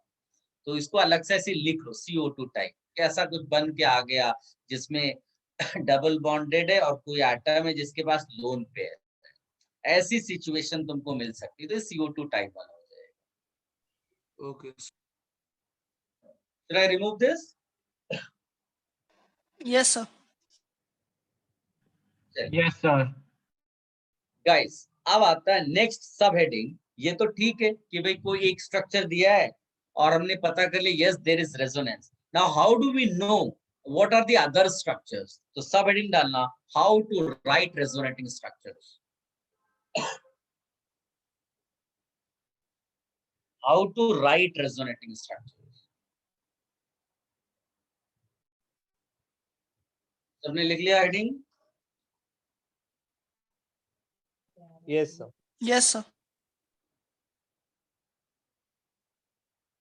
गाइस एक स्टैंडर्ड तरीका है, घरेलू तरीका है, तो मैं आपको पहले घरेलू वाला तरीका बता देता हूँ, बहुत आसान है सेकंड्स में, क्योंकि वो ये नहीं पूछ रहा है कैसे ड्रॉ करना है, वो कहता है ड्रॉ करके दिखा दो। ठीक है, तो आपको मैं एकदम सिंपल तरीका बता रहा हूँ। आप जैसे मैं अगर केस ले लूं like CH2 plus single bond, मैं एकदम सिंपल एग्जांपल पहले चूज कर रहा हूँ, फिर कॉम्प्लिकेटेड में भी जाएंगे। एक एग्जांपल ये लेंगे, ये एलाइलिक कार्बोकेटायन इसको बोलते हैं, इसको एलाइलिक कार्बेन आयन कहते हैं, नाम है बस। अब सारे बच्चे अपना right hand left hand whatever you want to use, उसका थंब यहाँ रख दो, चलेगा? देखो आपने पहले क्या सीखा मुझे नहीं मालूम है, लेकिन आप ये स्टाइल से करना, आपको फटाफट सब आ जाएगा। अपना थंब यहाँ रखना है। एक स्पेशल चीज ये है कि व्हेनेवर यू चेक किसी कंपाउंड में रेजोनेंस, तो यू विल रियलाइज कि 3 atoms are involve,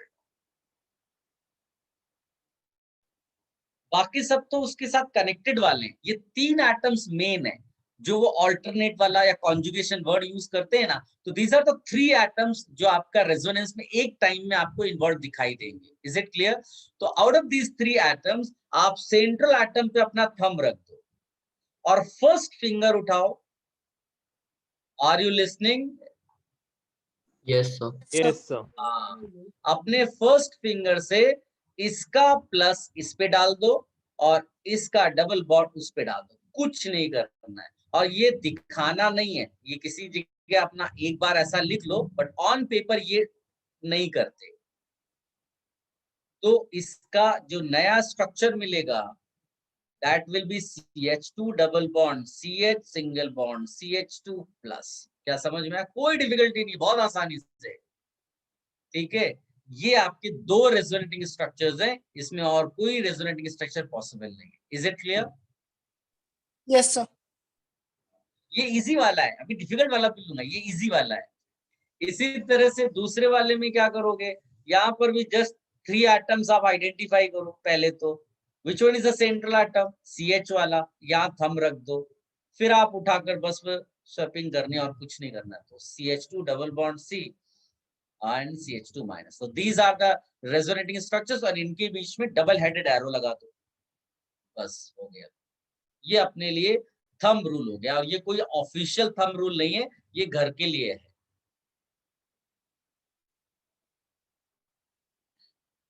is it clear? Yes sir. आप उसको अपनी स्टाइल से जैसा भी लिखना चाहो आप लिख लो, मैंने आपको बता दिया। Now I'm going to take a little difficult example. Should I remove this screen?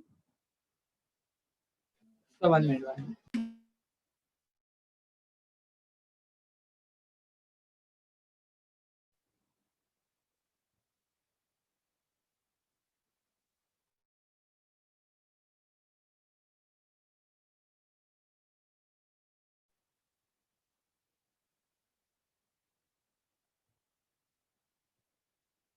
Sir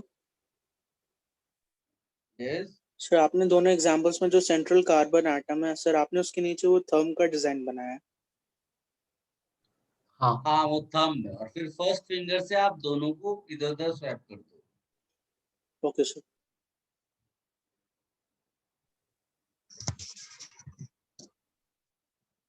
तो किसी भी रेजोनेटिंग कंपाउंड के लिए मिनिमम 3 एटम्स होने चाहिए ना? क्या चीज? तो किसी भी रेजोनेटिंग कंपाउंड के लिए मिनिमम 3 एटम्स होने चाहिए ना? ना ना ना, वो तो ये केसेस हैं, पढ़ तो लिए हमने कि how to know whether compound will show resonance और नॉट। फिर उसमें कुछ दिमाग नहीं लगाना है, वो तो अब मालूम है मेरे को क्या रेजोनेंस है, और फिर ये 3 एटम्स हमने आइडेंटिफाई किए जिनके लिए कॉन्जुगेशन वर्ड यूज कर रहे हैं, बस। ओके। हो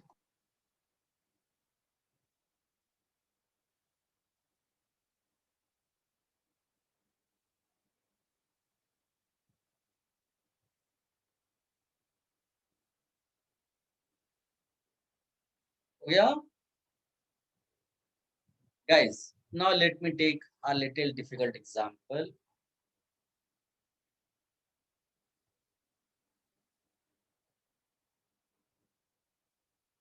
ये अब मेरे को आप बता सकते हो क्या वो कौन से 3 एटम्स हैं जो रेजोनेंस में आप शुरुआत में देखोगे? विजुअलाइज कर पा रहे हो आप? Yes sir. Yes sir. Where will you put your thumb? तो बीच में ओ के बस, साथ बिल्कुल सी बिल्कुल। पे। This is untouched, this is untouched. अब ये यहाँ तुमने 3 में किया तो डबल बॉन्ड इधर डाल दोगे और ये लोन पेयर माइनस इधर आ जाएगा। I think this is clear. Now further you see, again you will notice there are 3 atoms where you can see resonance. फिर से वही थंब रूल, यहाँ पर आप इस बार रखोगे थंब, पहले बार में हमने यहाँ पर थंब रखा था, ये अनटच्ड है, ये अनटच्ड है। इस बार डबल ऊपर गया माइनस इधर आया, किसी को कोई डिफिकल्टी नहीं होनी चाहिए।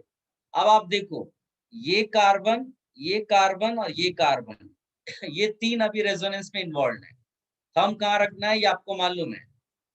ये अनटच्ड है, दिस इज अनटच्ड, और यहाँ पर ये माइनस हो गया। लो, फिर आपका 3 atoms, it's easy for you to identify. These are the 3 atoms now. Yeah. So this way you can say phenoxide has got 5 resonating structure. हो सकता है आपको पहला और लास्ट एक जैसा दिखाई दे, बट आप ध्यान से देखोगे तो अगर यहाँ 1 और 6 वाले कार्बन एटम्स के बीच में सिंगल बॉन्ड है तो यहाँ डबल बॉन्ड है, ऐसा आप सोचिए। यस सर आप एक बार स्टेप बाय स्टेप वापस ड्रॉ कर दो। क्या कर दूं मैं?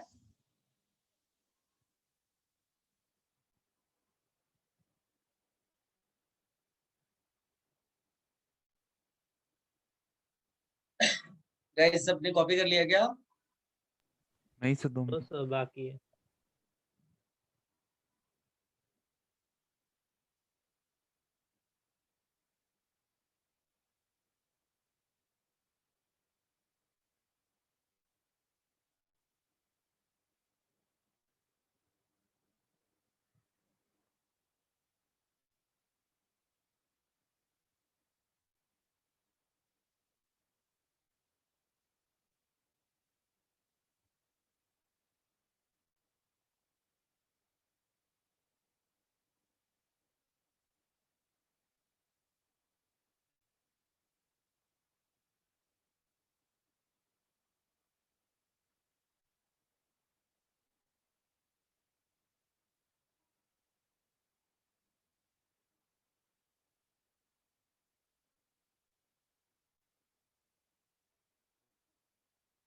Done? Sir 1 minute. 1 minute sir.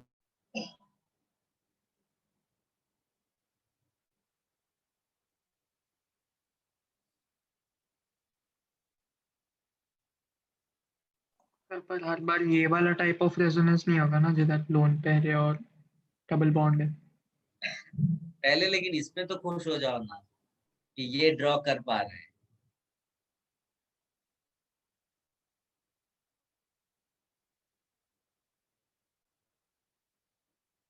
Let me know if you have copied.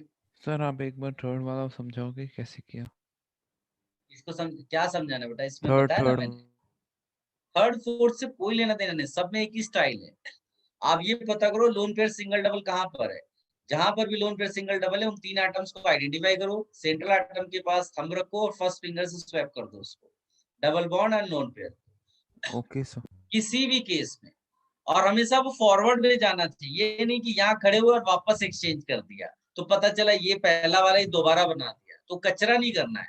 एक बार तुम अगर फॉरवर्ड गए तो आपको फॉरवर्ड ही मूव करना है, पीछे गए तो रिपीट हो जाएगा।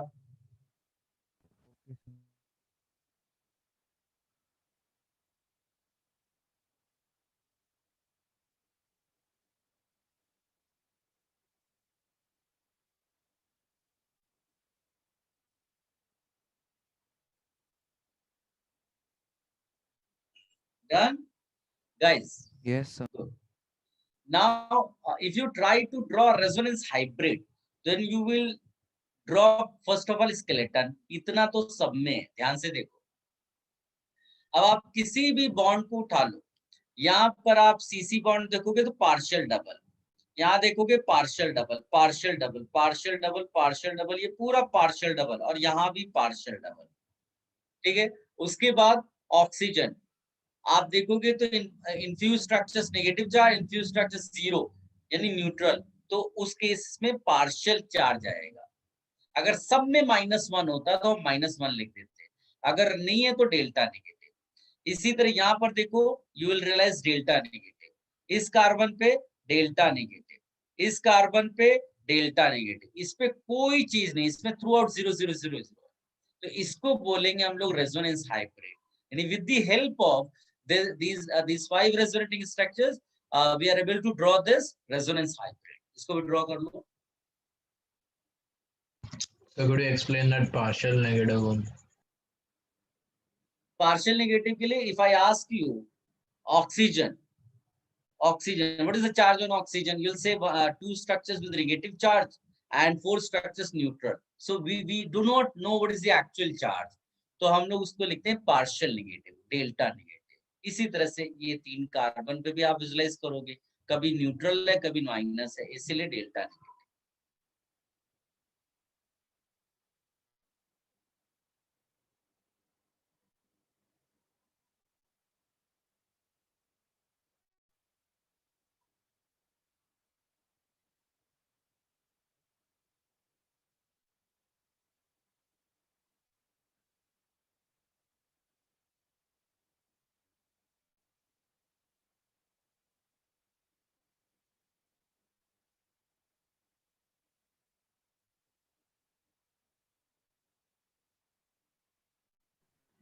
सर उसको रेजोनेंस हाइब्रिड बोलते हैं ना, जो आपने एंड में बताया। Yes, resonance hybrid.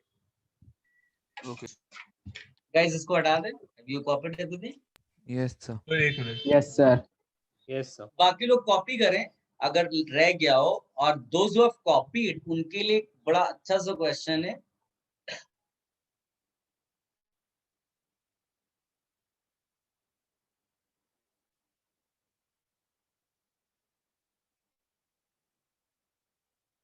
इसको बोलते हैं कॉन्जुगेट बेस।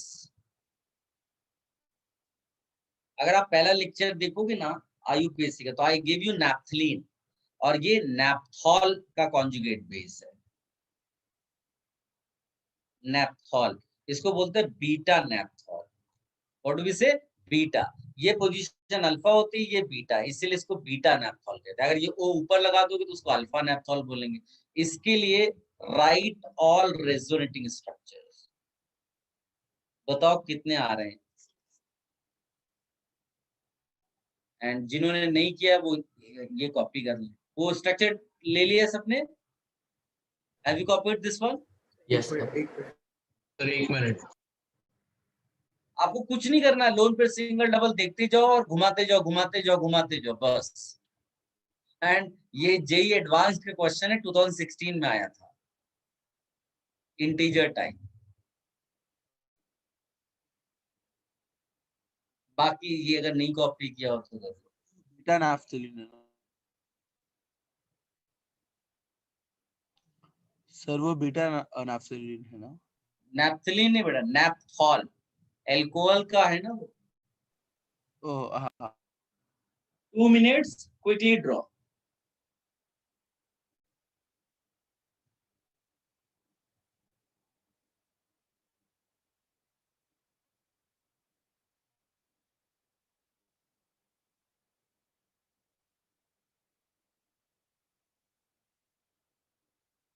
अपने आप करिएगा बेटा, हाँ, कोई भी गूगल यूज नहीं करेगा।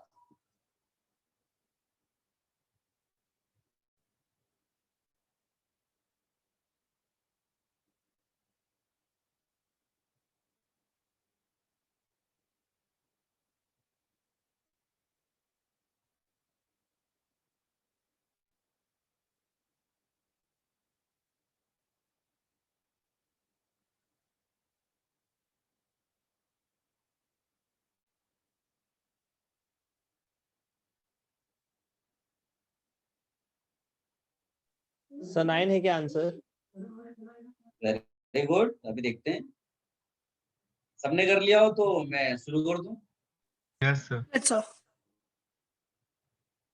Guys, let me draw. और जो भी आंसर आप निकालना उसमें ये भी काउंट होगा स्ट्रक्चर, याद रखना। देखिए, स्टैंडर्ड तरीके से आप ऐसा सोचते हैं, ये इलेक्ट्रॉन्स पुश करते हैं तो ये इलेक्ट्रॉन आगे मूव करता है। ये जो एरोज मैं अब बना रहा हूं ना, ये स्टैंडर्ड वे है। आप इस तरह करके पूरे उसमें दिखा सकते हैं। जो पिछला दिखाया था वो वाला स्टाइल आपको पेपर पे नहीं ड्रॉ करना होता है। तो इसमें आप इसमें दिखाएंगे, जैसे ये लोन पेयर इधर मूव किया, ये इधर माइनस आ जाएगा। आप थंब रूल से भी कर सकते हैं। यहाँ डबल बॉन्ड आया, माइनस इधर आया। Now this minus will move again. तुम देखो लोन पेयर सिंगल डबल है, ये यहाँ जाएगा, ये इधर चार्ज आ जाएगा। Untouched untouched untouched, double bond, यहाँ माइनस चार्ज आएगा। नाउ यू कैन सी, यहाँ पर आगे इस तरह से मूव कर जाओ आप, then you will notice untouched untouched untouched, ये अनटच्ड और डबल बॉन्ड यहाँ माइनस यहाँ पर। फिर आप आगे मूव कर जाओ ऐसे, अनटच्ड अनटच्ड, इधर वाला अनटच्ड, यहाँ डबल आ जाएगा, ये minus. Then further you can move. बाकी सारे बच्चे इसको ड्रॉ कर सकते हैं। ये अनटच्ड अनटच्ड, यहाँ एक बॉन्ड आ जाएगा, minus will move here, untouched, और ये फिर लोन पे सिंगल डबल, ये ओ पे वापस चला गया चार्ज।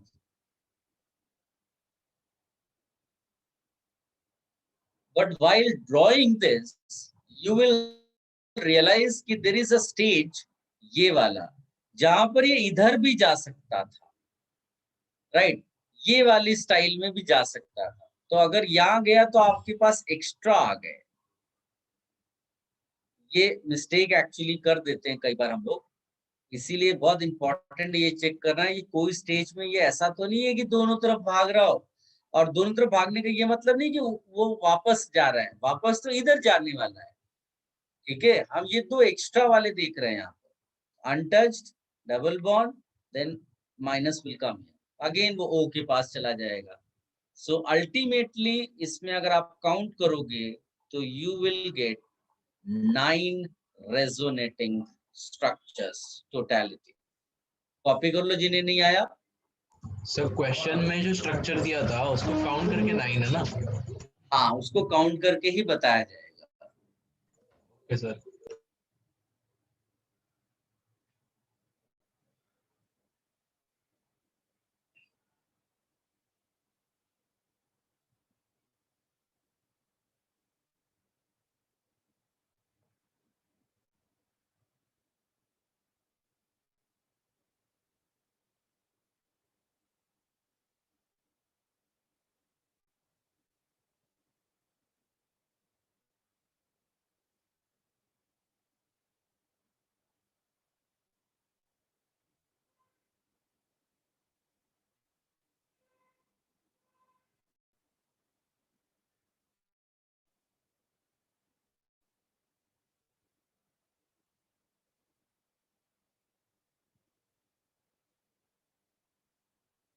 डन।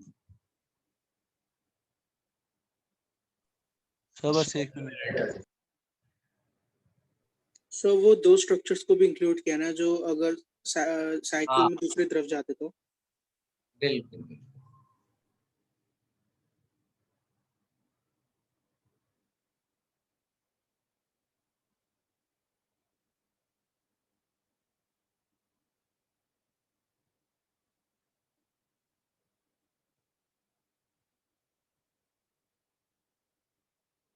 आप गलती कौन सी बोल रहे थे जो करते हैं यूजुअली? व्हाट डिड यू से बेटा? सर गलती कौन सी करते हैं बच्चे इसमें आप? ये वाली मिस्टेक कर देते हैं हम, इसको नहीं ऑब्जर्व कर पाते क्योंकि हम एक डायरेक्शन में जाना शुरू करते हैं तो वो 7 आंसर निकल आता है। Okay.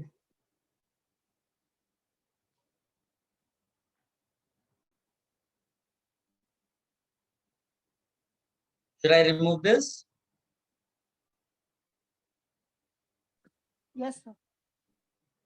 Guys, most of the time आप ये रेजोनेंट स्ट्रक्चर ड्रॉ कर लोगे, बट जैसे मान लीजिए कि मैं एक एग्जांपल लेता हूँ फिनॉल वाला। ये न्यूट्रल है, देखो इसमें लोन पेयर तो है बट माइनस चार्ज नहीं है। तो इस वाले केस में जब तुम पहला स्ट्रक्चर ड्रॉ करोगे ना, जब स्वैप करोगे, तब आपको ये रियलाइज करना है कि ऑक्सीजन न्यूट्रल था और उसने अपना लोन पेयर दिया है, तो उस पे क्या जनरेट हो जाएगा? Plus. This carbon was neutral and this carbon is getting electrons, तो इसके पास माइनस चार्ज आएगा लोन पेयर के साथ। क्या ये समझ में आया? Yes sir. ये डिफरेंस है फिनॉक्साइड और फिनॉल जैसे एग्जांपल में। स्टैंडर्ड डिजाइन वैसी है, लेकिन आप ध्यान से देखोगे तो लोन पेयर न्यूट्रल वाले ऑक्सीजन से निकाल रहे हो तो उसको प्लस मिलेगा। उसके बाद आपके स्टैंडर्ड वो थंब रूल लग जाएगा। इसके बाद यू कैन इजीली ड्रॉ और आप वो घर पे ट्राई करना। समझ में आया सबको? Yes sir. Somebody was asking कि बाकी केसेस में कैसे ड्रॉ करेंगे, तो ये बाकी केस का एग्जांपल हो गया। अब एक डिफिकल्ट वाला case, benzene. Unfortunately benzene is the example, या बेंजीन जैसा दूसरा भी हो सकता है। Here if you say double single double means 4 atoms are involved in one go। आप देखो डबल सिंगल डबल का मतलब होता है 4 एटम्स आपके इन्वॉल्व हो गया। तो ऐसा तो हमने कभी ड्रॉ ही नहीं किया। तो इस केस में हम लोग क्या करेंगे कि एक पाई बॉन्ड हम तोड़ देंगे, only to draw structure. This is the way we write resonating structure. तो यहाँ पर आप प्लस रख दो, यहाँ माइनस रख दो। कोई बोलेगा उल्टा क्यों नहीं? उल्टा भी कर सकते हो, कोई प्रॉब्लम नहीं, वो सेम ही मिलने वाला है आपको। हाँ, अगर सिचुएशन ऐसी हुई CH2 double bond CH single bond CH double bond CO, ये तो आपको ये वाला बॉन्ड तोड़ना है जिसमें इलेक्ट्रोनेगेटिविटी डिफरेंस है। That means I will write like this and the more electronegative atom will get minus, ऐसा करके, और इसको प्लस दे देंगे। Now you can see plus single double and you can show another resonating structure, sorry plus. I hope आप समझ पा रहे हैं। और इसके लिए आप बाकी प्लस सिंगल डबल सब देख करके 5 रेजोनेटिंग स्ट्रक्चर मैंने ऑलरेडी आपको दिया था क्लास के स्टार्टिंग में। क्लियर है? Yes sir. Yes sir. Yes sir. आप वो बेंजीन वाला एग्जांपल फिर से एक्सप्लेन कर सकते हैं? बेंजीन वाले में I told you that 4 atoms are involve for resonance ना, एंड ऐसा तो हमने कभी कुछ किया ही नहीं। स्वैपिंग कैसे करें? तो हम लोग क्या करेंगे, एक डबल बॉन्ड को तोड़ देंगे, ऐसे प्लस माइनस कर देंगे। पाई बॉन्ड तोड़ दिया, फिर आप देखोगे प्लस सिंगल डबल भी दिख रहा है, माइनस सिंगल डबल भी दिख रहा है। कहीं से भी करोगे आपको सेम आंसर आएंगे। फिर थंब रूल से आप घुमा दो, स्वैप कर दो। और सर वो फर्स्ट वाले एग्जांपल फिनॉल में सर उसमें बस प्लस साइन का डिफरेंस, बाकी थंब रूल बाकी सब सेम है। उसके बाद तो सब सेम ही बनता है। माइनस सिंगल डबल का रेजोनेंस दिखा। Should I remove the screen now? Sir wait.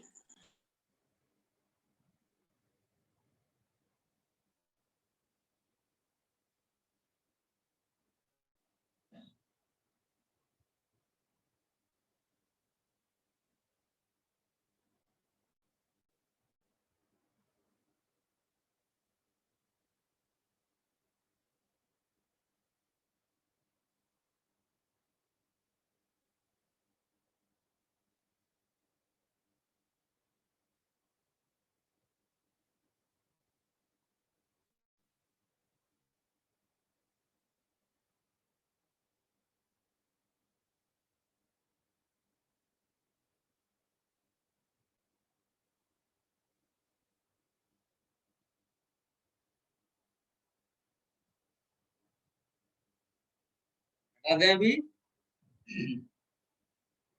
Yes sir. Guys if you see, हमारा मेन हेडिंग था मेसोमेरिक इफेक्ट। नोट लिखिएगा, please write. Resonance results,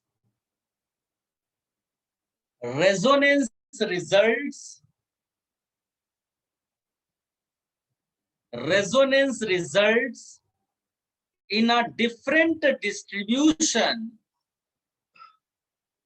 Resonance results in a different distribution of electron density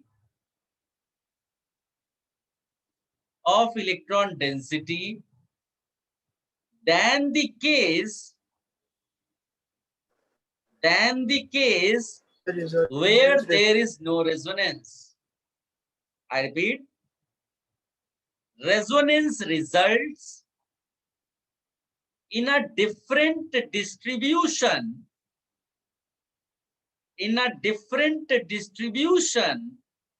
of electron density than the case where there is no resonance.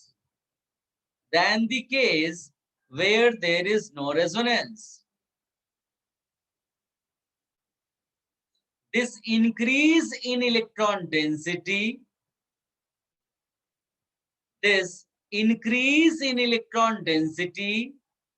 at one position,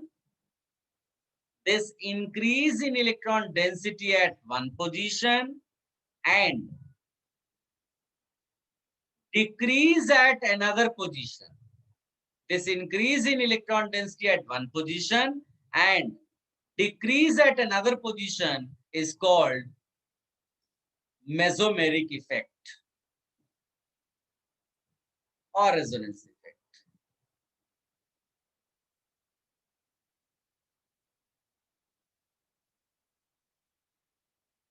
Next लिखिएगा। wait. So mesomeric effect or resonance ना? Yes, resonance effect.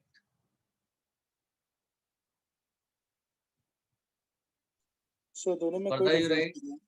What did you say बेटा? So दोनों like terms से कोई difference नहीं है। वो difference है लेकिन वो सिलेबस में नहीं है, हमें सेम मानना है। ठीक है, फर्दर लिखिएगा। Mesomeric effect, So another note or continue? another note. Next note. Mesomeric effect is a permanent effect. Mesomeric effect is a permanent effect. Inductive भी परमानेंट था। मेसोमेरिक इफेक्ट अगर डाउट हो व्हाट इज परमानेंट तो उसको underline कर लेना। Mesomeric effect is a permanent effect and there is complete transfer of electron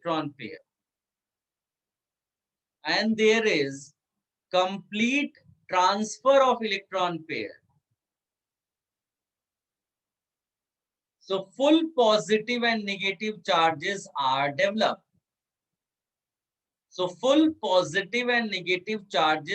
developed. Hence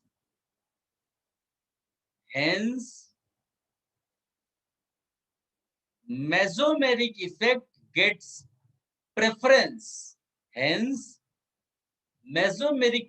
gets preference. Over inductive effect.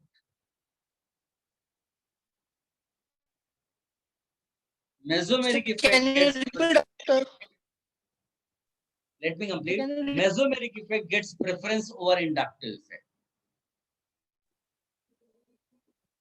Can you repeat after full positive and negative? Full positive and negative charges are developed. Hence, mesomeric effect gets preference over inductive effect. Guys, next lecture में इसका continuation करेंगे discussion का। आपके लिए homework इतना है कि आप इसका resonating structure सारे draw करना और आप इसका भी resonating structure सारे draw करना।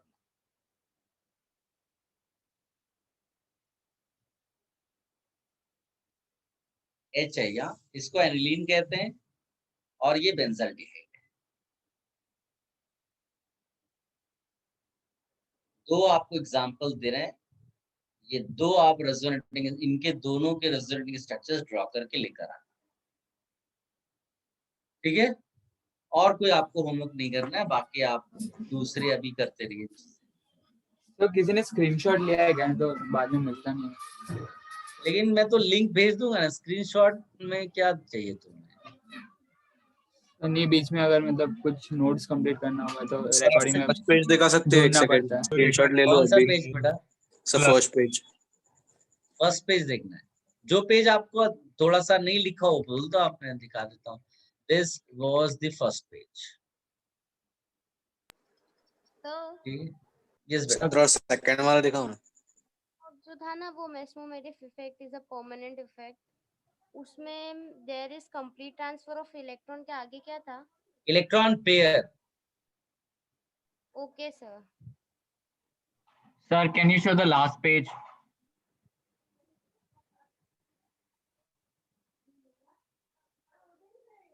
This is the last page. Thank you so much, sir. Bye, sir. Good night. Bye. Sir, Bye, sir. Thank you. sir, can you repeat the last line of the note? Last part. Last line of the note. बेटा कोई photo click करके डाल दो ना note का, जो last में note हुआ है ना, somebody प्लीज फोटो उसका पिक्चर डाल दो। So shall I repeat? Thank you, sir. कोई भी एक पिक्चर डाल दो ना उसको, तो ये नोट कर लेंगे, ठीक है। Bye, Thank you, sir. sir. Thank Good you. night.